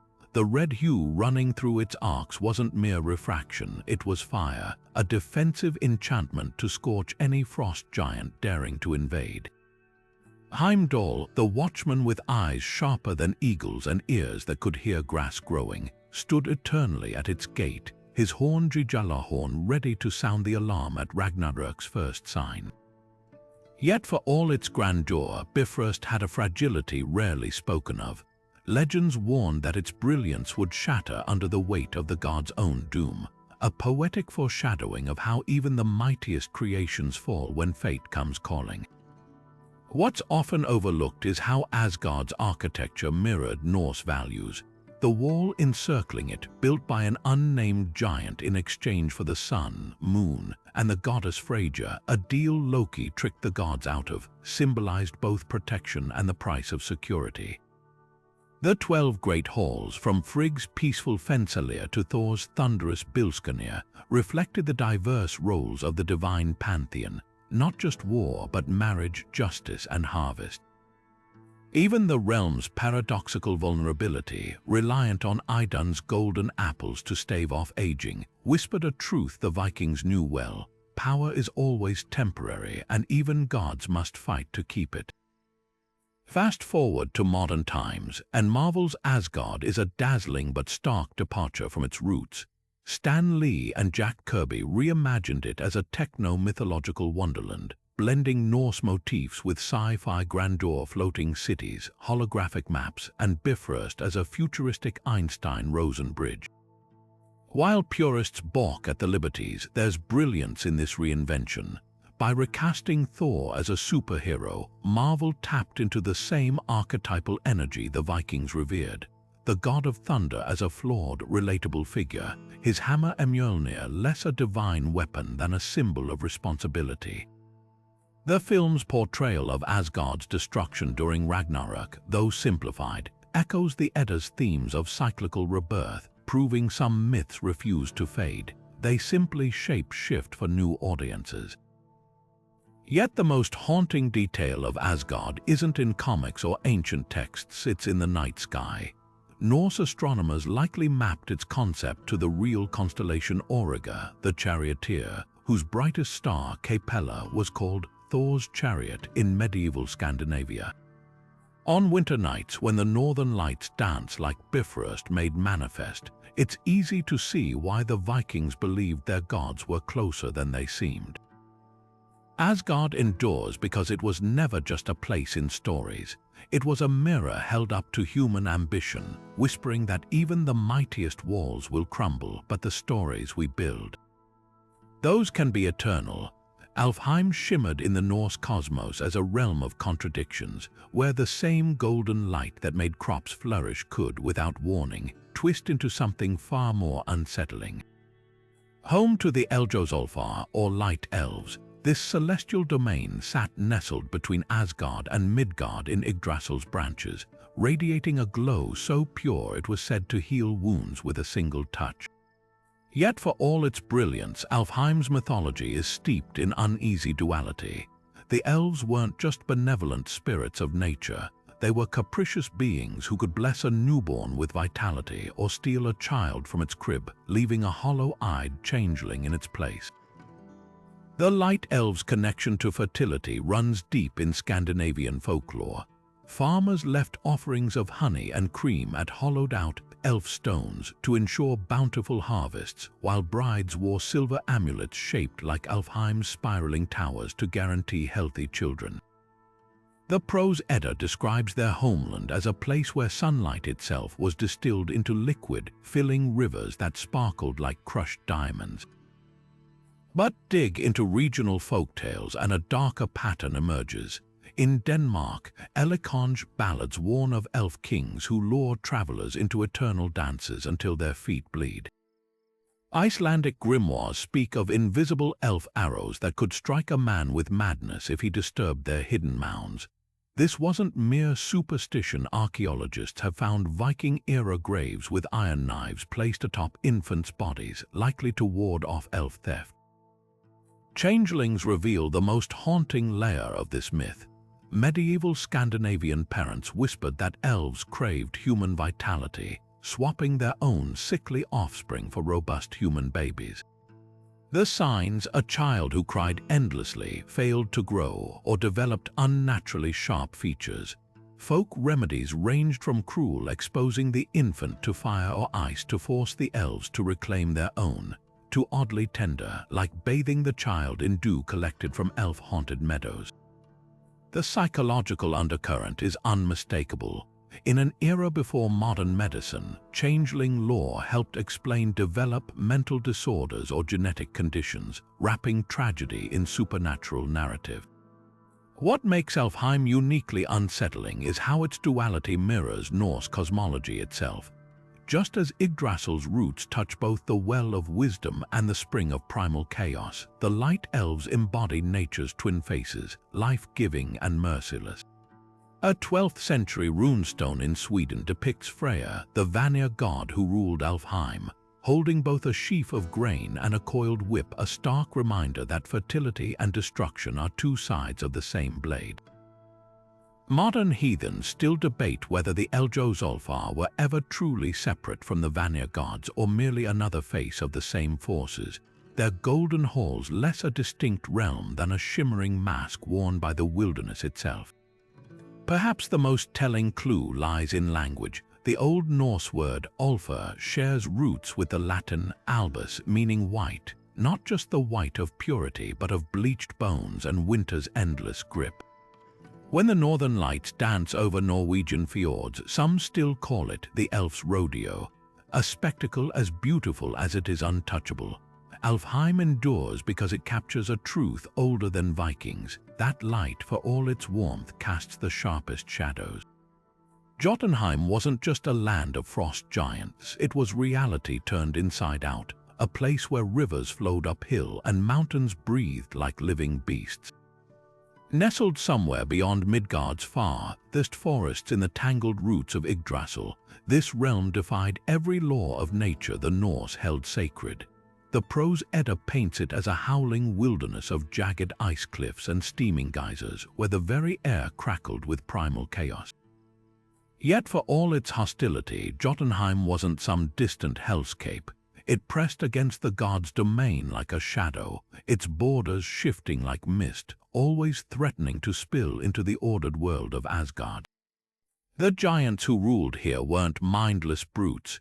They were ancient forces wearing flesh embodiments of winter storms, earthquakes, and wildfires. Their king, Thrym, could bury entire villages under avalanches with a sneeze. Their trickster Loki, though living among the gods, was born of this feral bloodline. What made Jotunheim truly terrifying was its geography. Snorri Sturluson described forests where trees grew roots skyward, their branches piercing the ground like spears.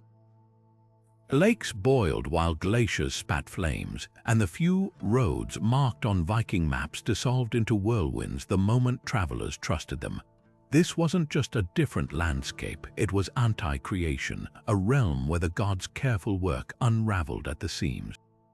Thor's raids into Jotunheim weren't mere skirmishes, they were cosmological maintenance. Each time he crossed the river Iving, the ever-seething boundary between order and chaos, he wasn't just hunting giants.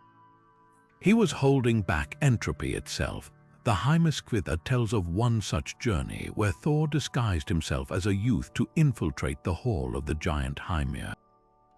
Their fishing trip turned apocalyptic when Thor baited his hook with the head of Heimir's own ox and hooked Jörmungandr, the world's serpent, nearly pulling it from the ocean depths until Heimir panicked and severed the line.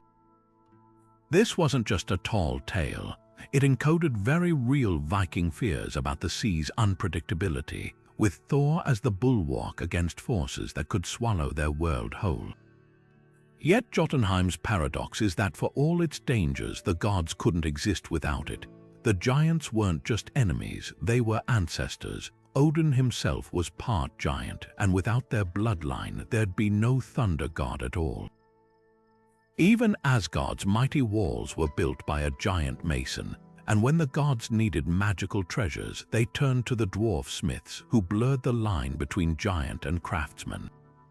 This uneasy symbiosis reaches its peak during Ragnarok, when the fire giant Surtur doesn't just destroy the world, he clears the way for its rebirth. Modern excavations hint at why this duality resonated. In Norway's Dava Mountains, where folklore claimed the entrance to Jotunheim lay, archaeologists found Bronze Age petroglyphs of towering figures wrestling serpents, a possible proto-Thor. Even today, when avalanches roar down those same slopes, locals mutter about the giants stirring, because Jotunheim was never just a myth. It was the Vikings' way of naming the unnameable, the chaos that gnaws at the edges of every ordered world, the frost that waits patiently beneath the thin veneer of civilization. And Thor's hammer, that's the sound of humanity insisting against all odds on one more sunrise. Deep beneath the twisting roots of Yggdrasil, where sunlight never reaches and the air hums with the rhythm of hammer strikes, lies Svartalfaheim, a realm of perpetual twilight and fire. This wasn't just the dwarven underworld of Norse myth. It was a cosmic workshop where raw elements were bent into divine artifacts, where craftsmanship blurred into sorcery. The prose Edda describes it as a labyrinth of glowing forges and caverns glittering with precious metals, home to the Svartalfar, black elves or dwarves whose skills were so extraordinary, even the gods came begging for their work.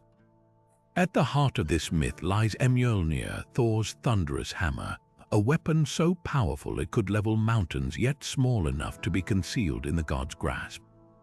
Its creation story is anything but straightforward. Loki, ever the instigator, tricks the dwarf brothers Brokkr and Sindri into a wager, forge gifts surpassing even the gods' wildest dreams, or lose their heads. What follows isn't just a demonstration of skill but a high-stakes performance of cosmic alchemy. As Sindri works the bellows, Brokkr mans the hammer, shaping molten metal while fending off Loki's sabotage, a fly-disguised Loki biting Brokkr's eyelids until blood blinds him. Yet against all odds, they produce three masterpieces: Odin's self-replicating spear Gungnir, Freya's golden-bristled boar Gullinbursti, and finally Mjolnir. The hammer's flaw, its unusually short handle, wasn't an error but a consequence of Loki's meddling. Yet this imperfection made it uniquely Thor's. Unlike the sleek swords or spears of other pantheons, Mjolnir was blunt, brutal, and required a god's strength to wield. Its symbolism runs deeper than brute force. The dwarves infused it with the essence of lightning, a primal energy they'd harnessed from the boundary between Svartalfheim and Muspelheim, the realm of fire giants. Every time Thor summoned a storm, he was channeling the dwarves' subterranean forge fire upward, turning the sky into an anvil. Volcanic imagery saturates these myths.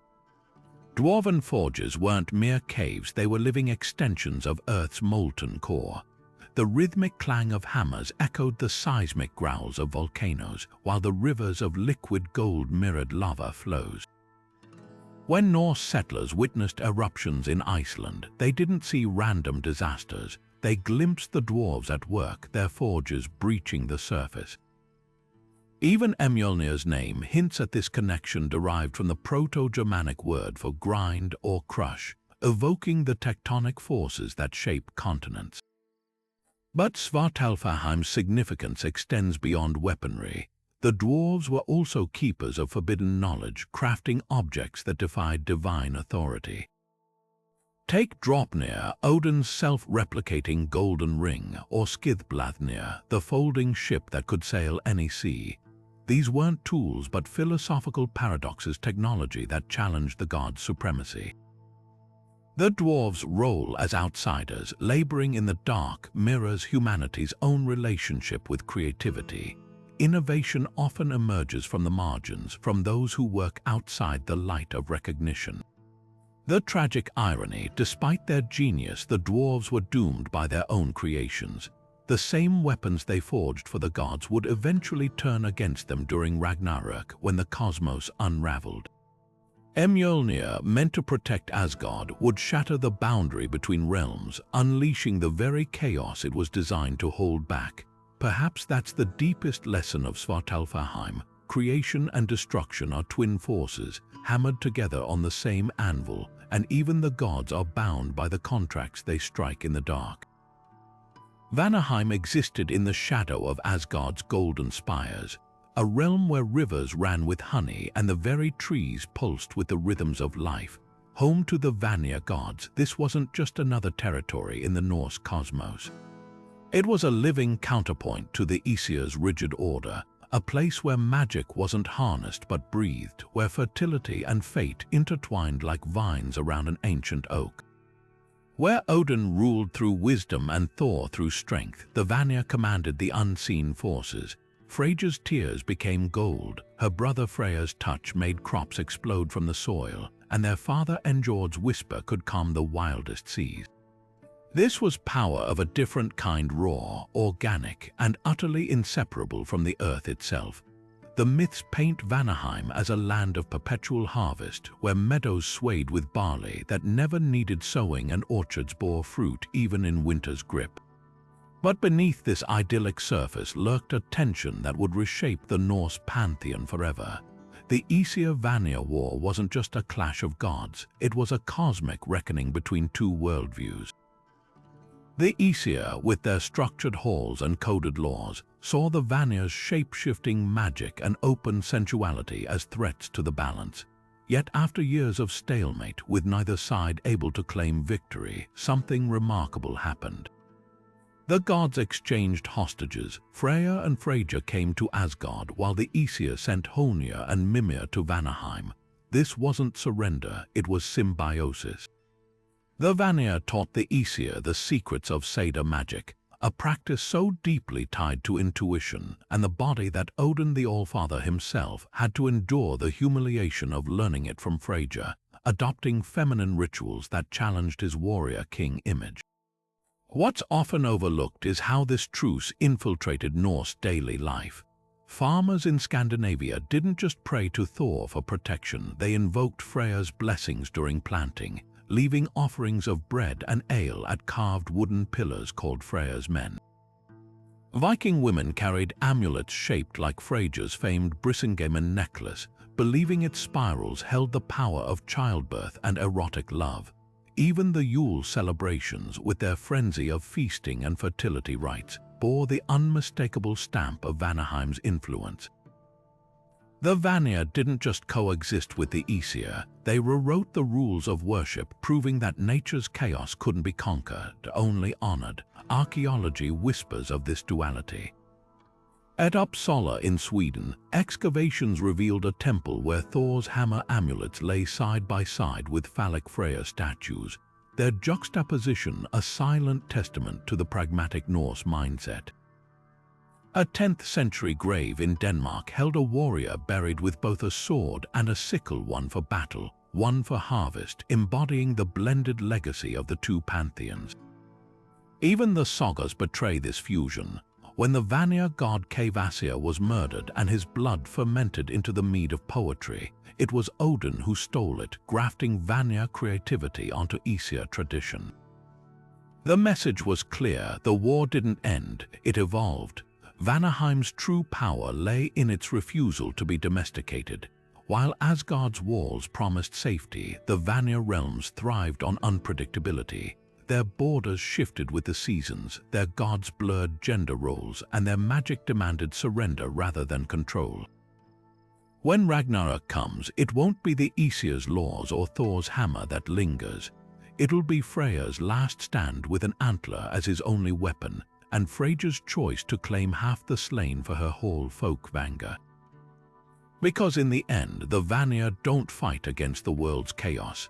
They dance within it, a reminder that even gods must bend to the wild, untamed pulse of existence. Helheim wasn't just a land of the dead, it was a frozen revelation of Norse morality, a realm where dishonor crystallized into eternal winter. Unlike the fiery torment of Christian hell, this underworld had no demons with pitchforks or lakes of brimstone. Instead, 9 layers of glacial mist shrouded a hall of ice so vast its ceiling dripped with dagger-like stalactites, each one whispering the names of those who died without a sword in hand. And presiding over it all, Hel, Loki's half-corpse daughter, her face split between youthful beauty and rotting decay, a living embodiment of death's duality. What made Helheim so unsettling wasn't its punishment, but its indifference. Warriors who perished from sickness or old age, no matter how noble their lives, were condemned to wander its wastes, their spectral forms slowly freezing into the landscape. The prose Edda describes their existence as neither torture nor peace, but a numb half-life where memories of warmth faded like footprints in a blizzard. This was the true horror, not damnation but erasure. Even Baldur, the beloved god of light, couldn't escape its grasp after his accidental death, proving that Hel's domain played no favorites. Christian missionaries later twisted Helheim into a satanic analog, but the contrasts reveal everything. While Hel demanded repentance, Hel demanded only one thing: a death worthy of song. Those slain in battle went to Valhalla or Freya's folkvanga. Those who drowned found refuge in Ran's underwater halls. Helheim was the rest, a sprawling limbo for the unchosen, where the goddess Hel ruled not with malice but with eerie impartiality. Her hall, Jotunheim, sprayed with sleet, wasn't designed for suffering. It simply was a place set aside for those who hadn't earned a more glorious fate. Archaeology unearths chilling connections. Viking graves of the elderly or infirm often contained hell shoes, footwear nailed to coffins, possibly to aid the long walk to Hell's gates. Amulets depicting twisted bone women, likely Hel herself, have been found as far as Russia, suggesting widespread dread of this quiet oblivion. Even the landscape conspired. Norse settlers in Greenland named their most treacherous glacier Helvega, the road to Hell where careless travelers vanished without trace. The most fascinating wrinkle, Helheim's role in Ragnarok. When the final battle comes, Hel doesn't fight against the gods. She releases her dead to march under Loki's banner, not out of vengeance, but because chaos devours all distinctions in the end. Her army isn't demons or sinners, just forgotten souls given one last moment in the saga before the world dissolves.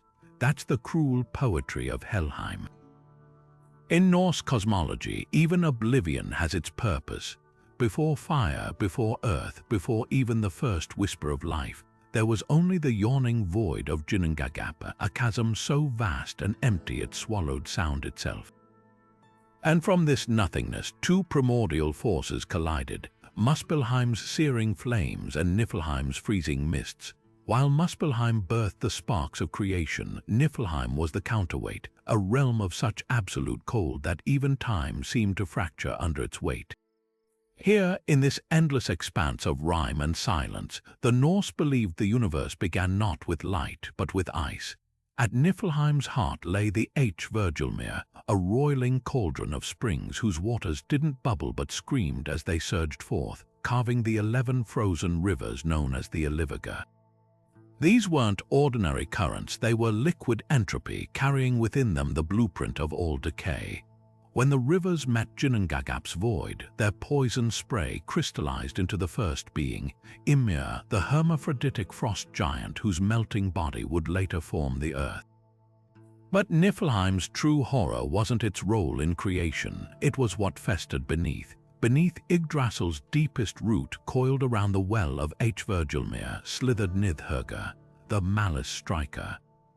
More than just a dragon, this was decay incarnate, a creature whose gnawing teeth chewed not on flesh but on the roots of existence itself. Ancient carvings depict it as part serpent, part corpse, its scales studded with the faces of oath-breakers it dragged screaming into the depths. Every bite weakened Yggdrasil, sending tremors through the 9 realms, a reminder that even the world tree wasn't eternal. The prose Edda describes Nidhöggr as eternally sucking on dead men's blood, but modern scholars argue this was metaphor. The dragon didn't just consume the dead, it fed on the very idea of endings, ensuring entropy's victory. Niflheim's brilliance lies in its duality. While later Christian scribes dismissed it as a pagan hell, the Norse saw it as a necessary force, the freezer that preserved the seeds of each world's rebirth after Ragnarok. Its mists birthed monsters like Fenrir and Hel, yet without its chilling embrace, Ymir's body would never have solidified into Midgard. Even its location defied simple morality. Not underground but northward, a direction associated with both danger and wisdom in Viking navigation. Archaeology hints at how deeply this myth permeated daily life.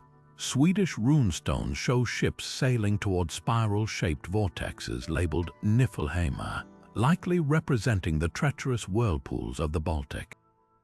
Icelandic sagas speak of mist walkers, shamans who braved hypothermia to commune with ancestors in Niflheim's liminal spaces. Most haunting are the ice graves found in Norway, where executed criminals were left exposed to the elements, a deliberate echo of Nidhöggr's victims, their bones left to crackle in the cold like the roots of Yggdrasil. What makes Niflheim endure isn't its terror, but its truth. In a world where even gods die, it stands as the oldest witness. the realm that was here before beginnings and will remain after endings. When winter winds howl through Scandinavian fjords today, they carry more than just frost. They carry the memory of a place where life and death aren't opposites, but partners in an endless, whispering dance. If Niflheim was the frozen womb of Norse creation, Muspelheim was its blazing crucible, a realm where fire didn't just burn, but thought. Imagine a landscape where mountains weren't rock but towers of living flame, where rivers flowed with molten gold so bright it seared the eyes of even the gods. This wasn't mere heat, it was the primordial force of transformation, the spark that set the cosmos in motion when its embers first mingled with Niflheim's icy vapors in the void of Ginnungagap. Yet for all its creative power, Muspelheim harbored a grim destiny. Its flames wouldn't just birth the world, they'd devour it when Ragnarok's final hour arrived. At the heart of this infernal realm stood Surtur, the fire giant whose very name meant black or swarthy, a nod to the soot-crusted majesty of his form. Unlike the frost giants of Jotunheim, who represented nature's chaos, Surtur embodied fire's dual nature, both creator and destroyer. Ancient carvings depict him not as a mindless brute, but as a smith god of cosmic scale, his sword eternally bathed in flames bright enough to outshine the sun. When the prose Edda describes him waiting at the boundaries of Muspelheim, it's not idleness. He's a coiled spring, a force biding its time until the moment the world is ripe for rebirth through annihilation. Muspelheim's fires birthed more than just Surtur. The same primal energy forged the stars themselves, flung into the sky by the gods to light the worlds. Viking poets spoke of Muspelheim's sparks as the souls of warriors, each one a flickering ember destined to burn out in battle. This connection between fire and fate runs deep in Norse cosmology. When a Viking chieftain was cremated on his longship, the rising smoke wasn't just ceremony, it was a direct line to Muspelheim's essence, returning his spirit to the elemental forge. The most terrifying detail, Muspelheim wasn't just another realm, it was the inevitable in-game. During Ragnarok, Surtur would lead his fire giants across Bifrost, shattering the Rainbow Bridge with each step until his sword met Frey's in single combat. The Vanir god of fertility, armed only with an antler, would fall before the blaze, and Surtur's flames would engulf Yggdrasil itself, reducing the world tree to cinders. Yet even this cataclysm wasn't purely destructive. Just as the first life emerged from the meeting of fire and ice, new earth would rise from the ashes, a cycle as old as time itself. Modern volcanology eerily mirrors this myth. Iceland's eruptions, witnessed by Norse settlers, were seen as glimpses of Muspelheim breaching the surface. The Eldgjá fissure, which erupted in the 10th century, spewed enough lava to darken European skies for years, an event likely interpreted as Surtur testing his strength. Even today, geothermal vents in Iceland's Reykjanes Peninsula emit sulfurous plumes locals call Surtur's breath, a reminder that the fire giant's realm is never truly dormant, just waiting beneath thin crusts of rock. Muspelheim's legacy isn't just about doom, it's about the necessity of chaos in creation. The Vikings understood that without fire, there's no forge, no light, no transformation, only endless ice.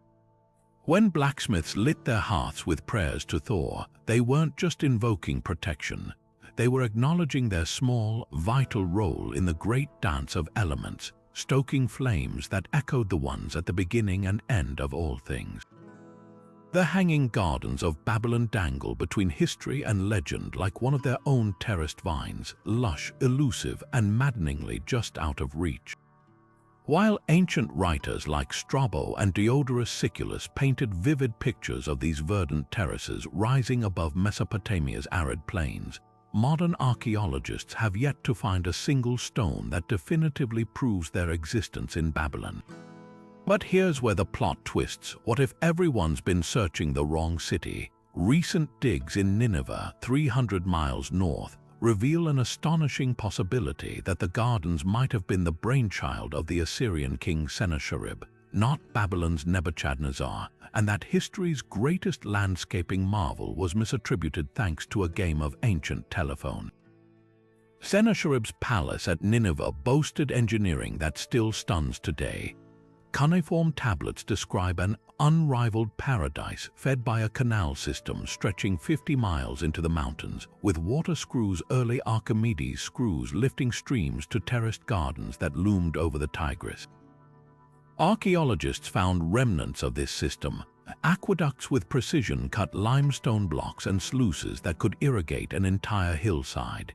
The Assyrians didn't just water plants, they weaponized horticulture, turning greenery into a propaganda tool to showcase their dominance over nature. Imagine towering cedar platforms draped in vines from the Mediterranean, fruiting trees from India, and carpets of saffron crocus, all thriving in the heart of a desert empire. That's not just gardening, that's psychological warfare. Then there's the queen woven into the myth, Semiramis, the warrior queen whose legend outgrew history.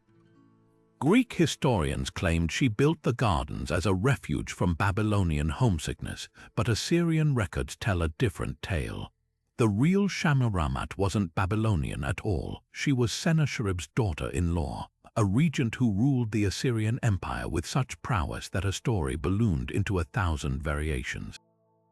By the time Herodotus wrote of her, she'd become a shapeshifter, sometimes a dove goddess, other times a femme fatale who murdered her lovers. The gardens became a mirror for her mystique, impossibly fertile, suspended between earth and sky, defying categorization as either wholly real or purely fantastical. The true marvel isn't whether the gardens existed, but why their legend refuses to wither. Babylon's ziggurats and walls were real enough, yet it's the gardens, ephemeral, rootless, that capture our imagination. Maybe because they represent the ultimate paradox, a monument not to stone or gold, but to the fragile, living things that outlast them.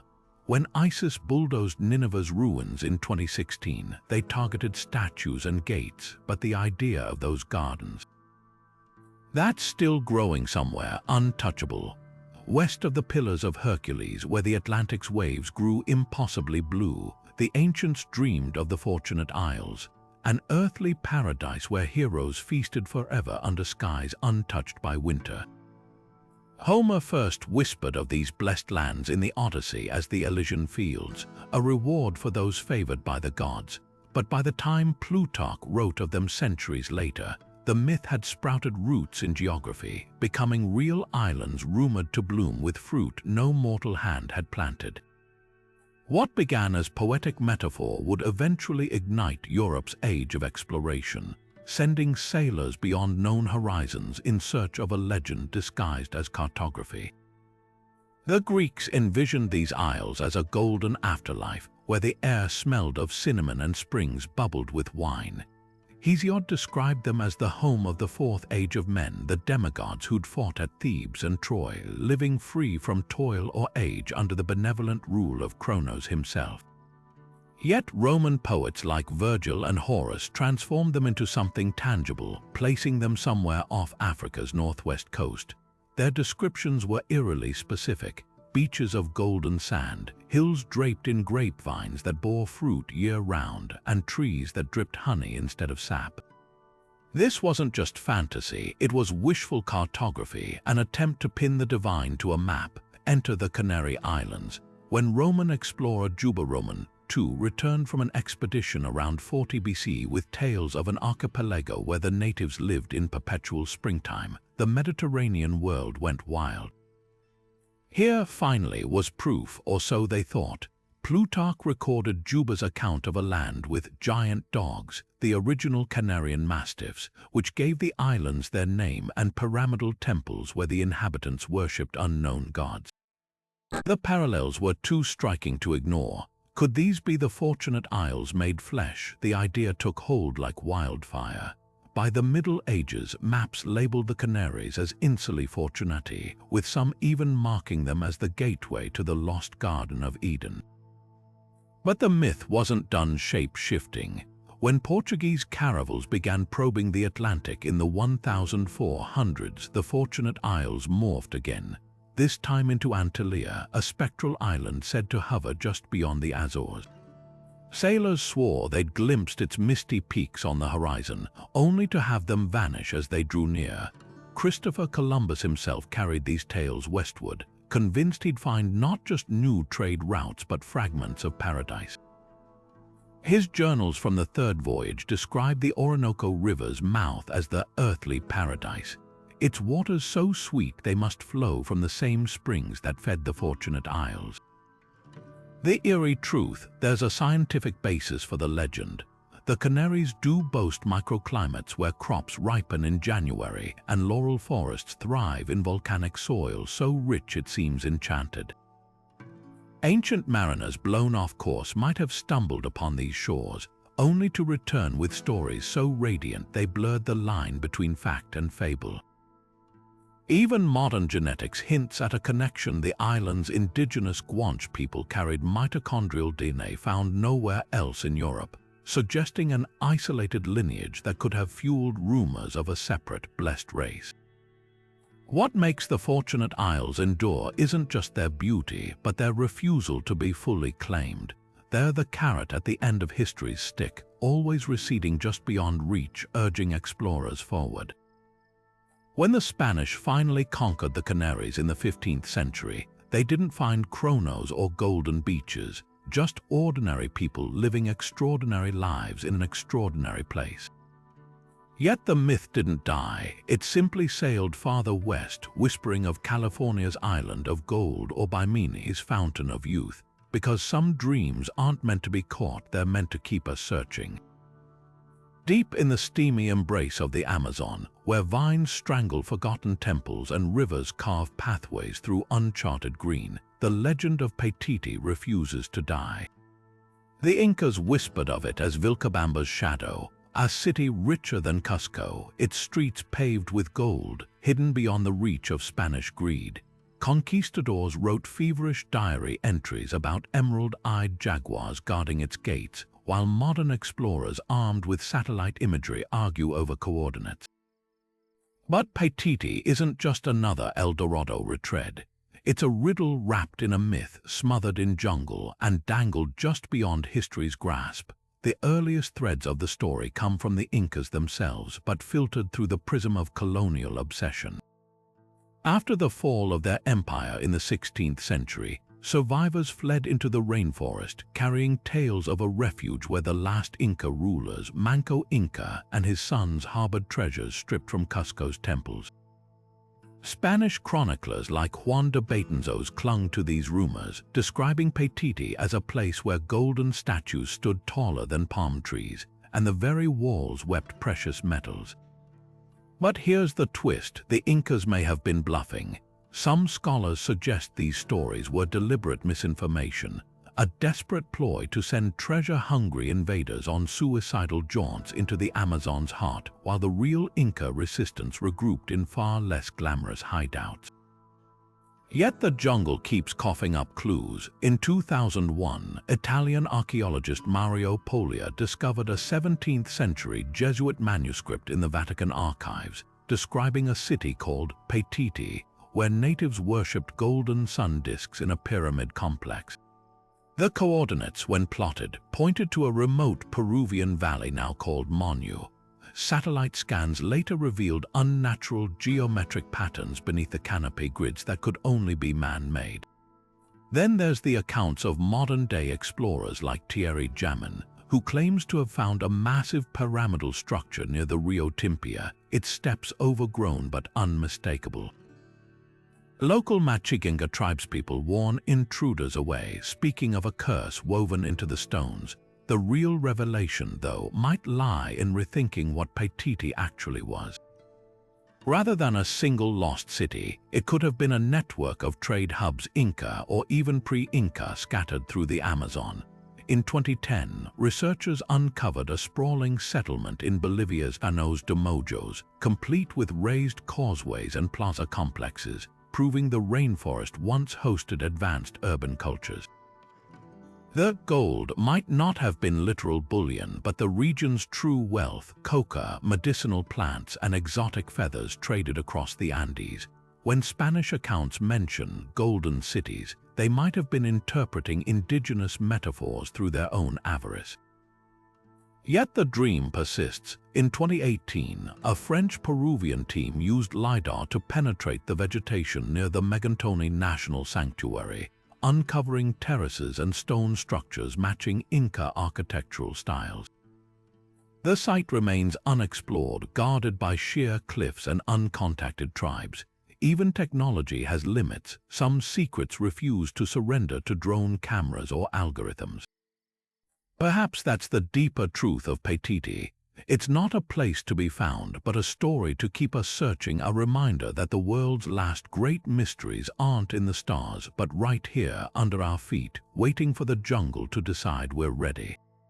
For centuries, the courts of Europe buzzed with whispers of a Christian king, ruling a paradise of pepper and piety beyond the lands of Islam. Prester John, the phantom monarch whose imagined empire haunted maps and fueled crusader dreams. The legend began in 1265 with a letter supposedly penned by John himself, addressed to the Byzantine emperor and later circulating among popes and princes. Its contents were staggering: descriptions of a river flowing from Eden's gates, a palace built from crystal and gold, and a kingdom teeming with unicorns, giants, and the fountain of youth. But the most electrifying detail: this kingdom, untouched by famine or war, was said to field an army of 10,000 knights and 100,000 foot soldiers, all eager to aid Europe against Muslim forces. The letter was almost certainly a forgery, likely crafted by a clever cleric to drum up support for the Crusades, yet it struck a chord in a desperate medieval Christendom. Here was the dream of a powerful ally, a Christian utopia hidden just beyond the reach of their enemies. By the 13th century, papal emissaries and adventurers were scouring the Middle East for traces of John's domain, convinced it lay somewhere in the east. Even the Mongol warlord Genghis Khan was briefly mistaken for Prester John by hopeful Europeans, who spun fantasies of his secret conversion to Christianity. As explorers pushed farther into Africa and Asia, the kingdom's supposed location kept shifting. When Ethiopia's Christian rulers made contact with Portugal in the 15th century, European scholars pounced. Surely this was Prester John's realm. Ethiopian embassies played along, leaning into the myth to secure military alliances. The truth, of course, was far less magical. Ethiopia's Solomonic dynasty did practice an ancient form of Christianity, but their mountain fortress at Lalibela was no crystal palace, and their armies were no match for the Ottoman Empire. Prester John's legacy isn't just a footnote in failed quests. It's a window into how myth can shape history. The search for his kingdom spurred early diplomatic missions to Ethiopia, influenced cartography for centuries, and even colored European perceptions of the New World when Columbus speculated that indigenous peoples might be subjects of the lost Christian king. The legend finally crumbled when Portuguese missionaries reached Ethiopia and found a real, struggling kingdom, not a paradise, but a land of mortal rulers and earthly strife. Yet the dream didn't die quietly. Some scholars argue the myth of Prester John evolved into later fantasies like El Dorado or Shangri-La, proof that humanity never stops searching for a hidden sanctuary, a place where justice reigns and the faithful are never forsaken. The real magic of Prester John's kingdom wasn't its gold or unicorns, but its power to make kings and popes believe in something just beyond the horizon, waiting to tip the scales in their favor. And in that way, perhaps the legend was truer than history, not as geography, but as a mirror of the hopes that propel us forward. From the sunken spires of Atlantis to the golden orchards of Tur-Na and Og, these 35 realms reveal something extraordinary, not just about myth, but about us.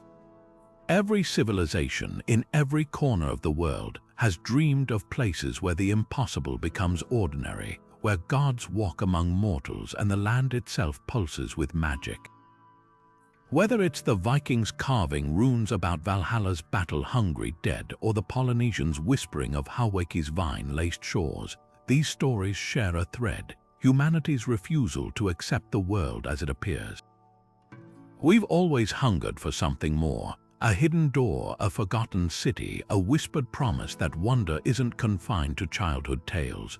What's fascinating isn't just the diversity of these myths, but what they betray about our deepest fears and desires.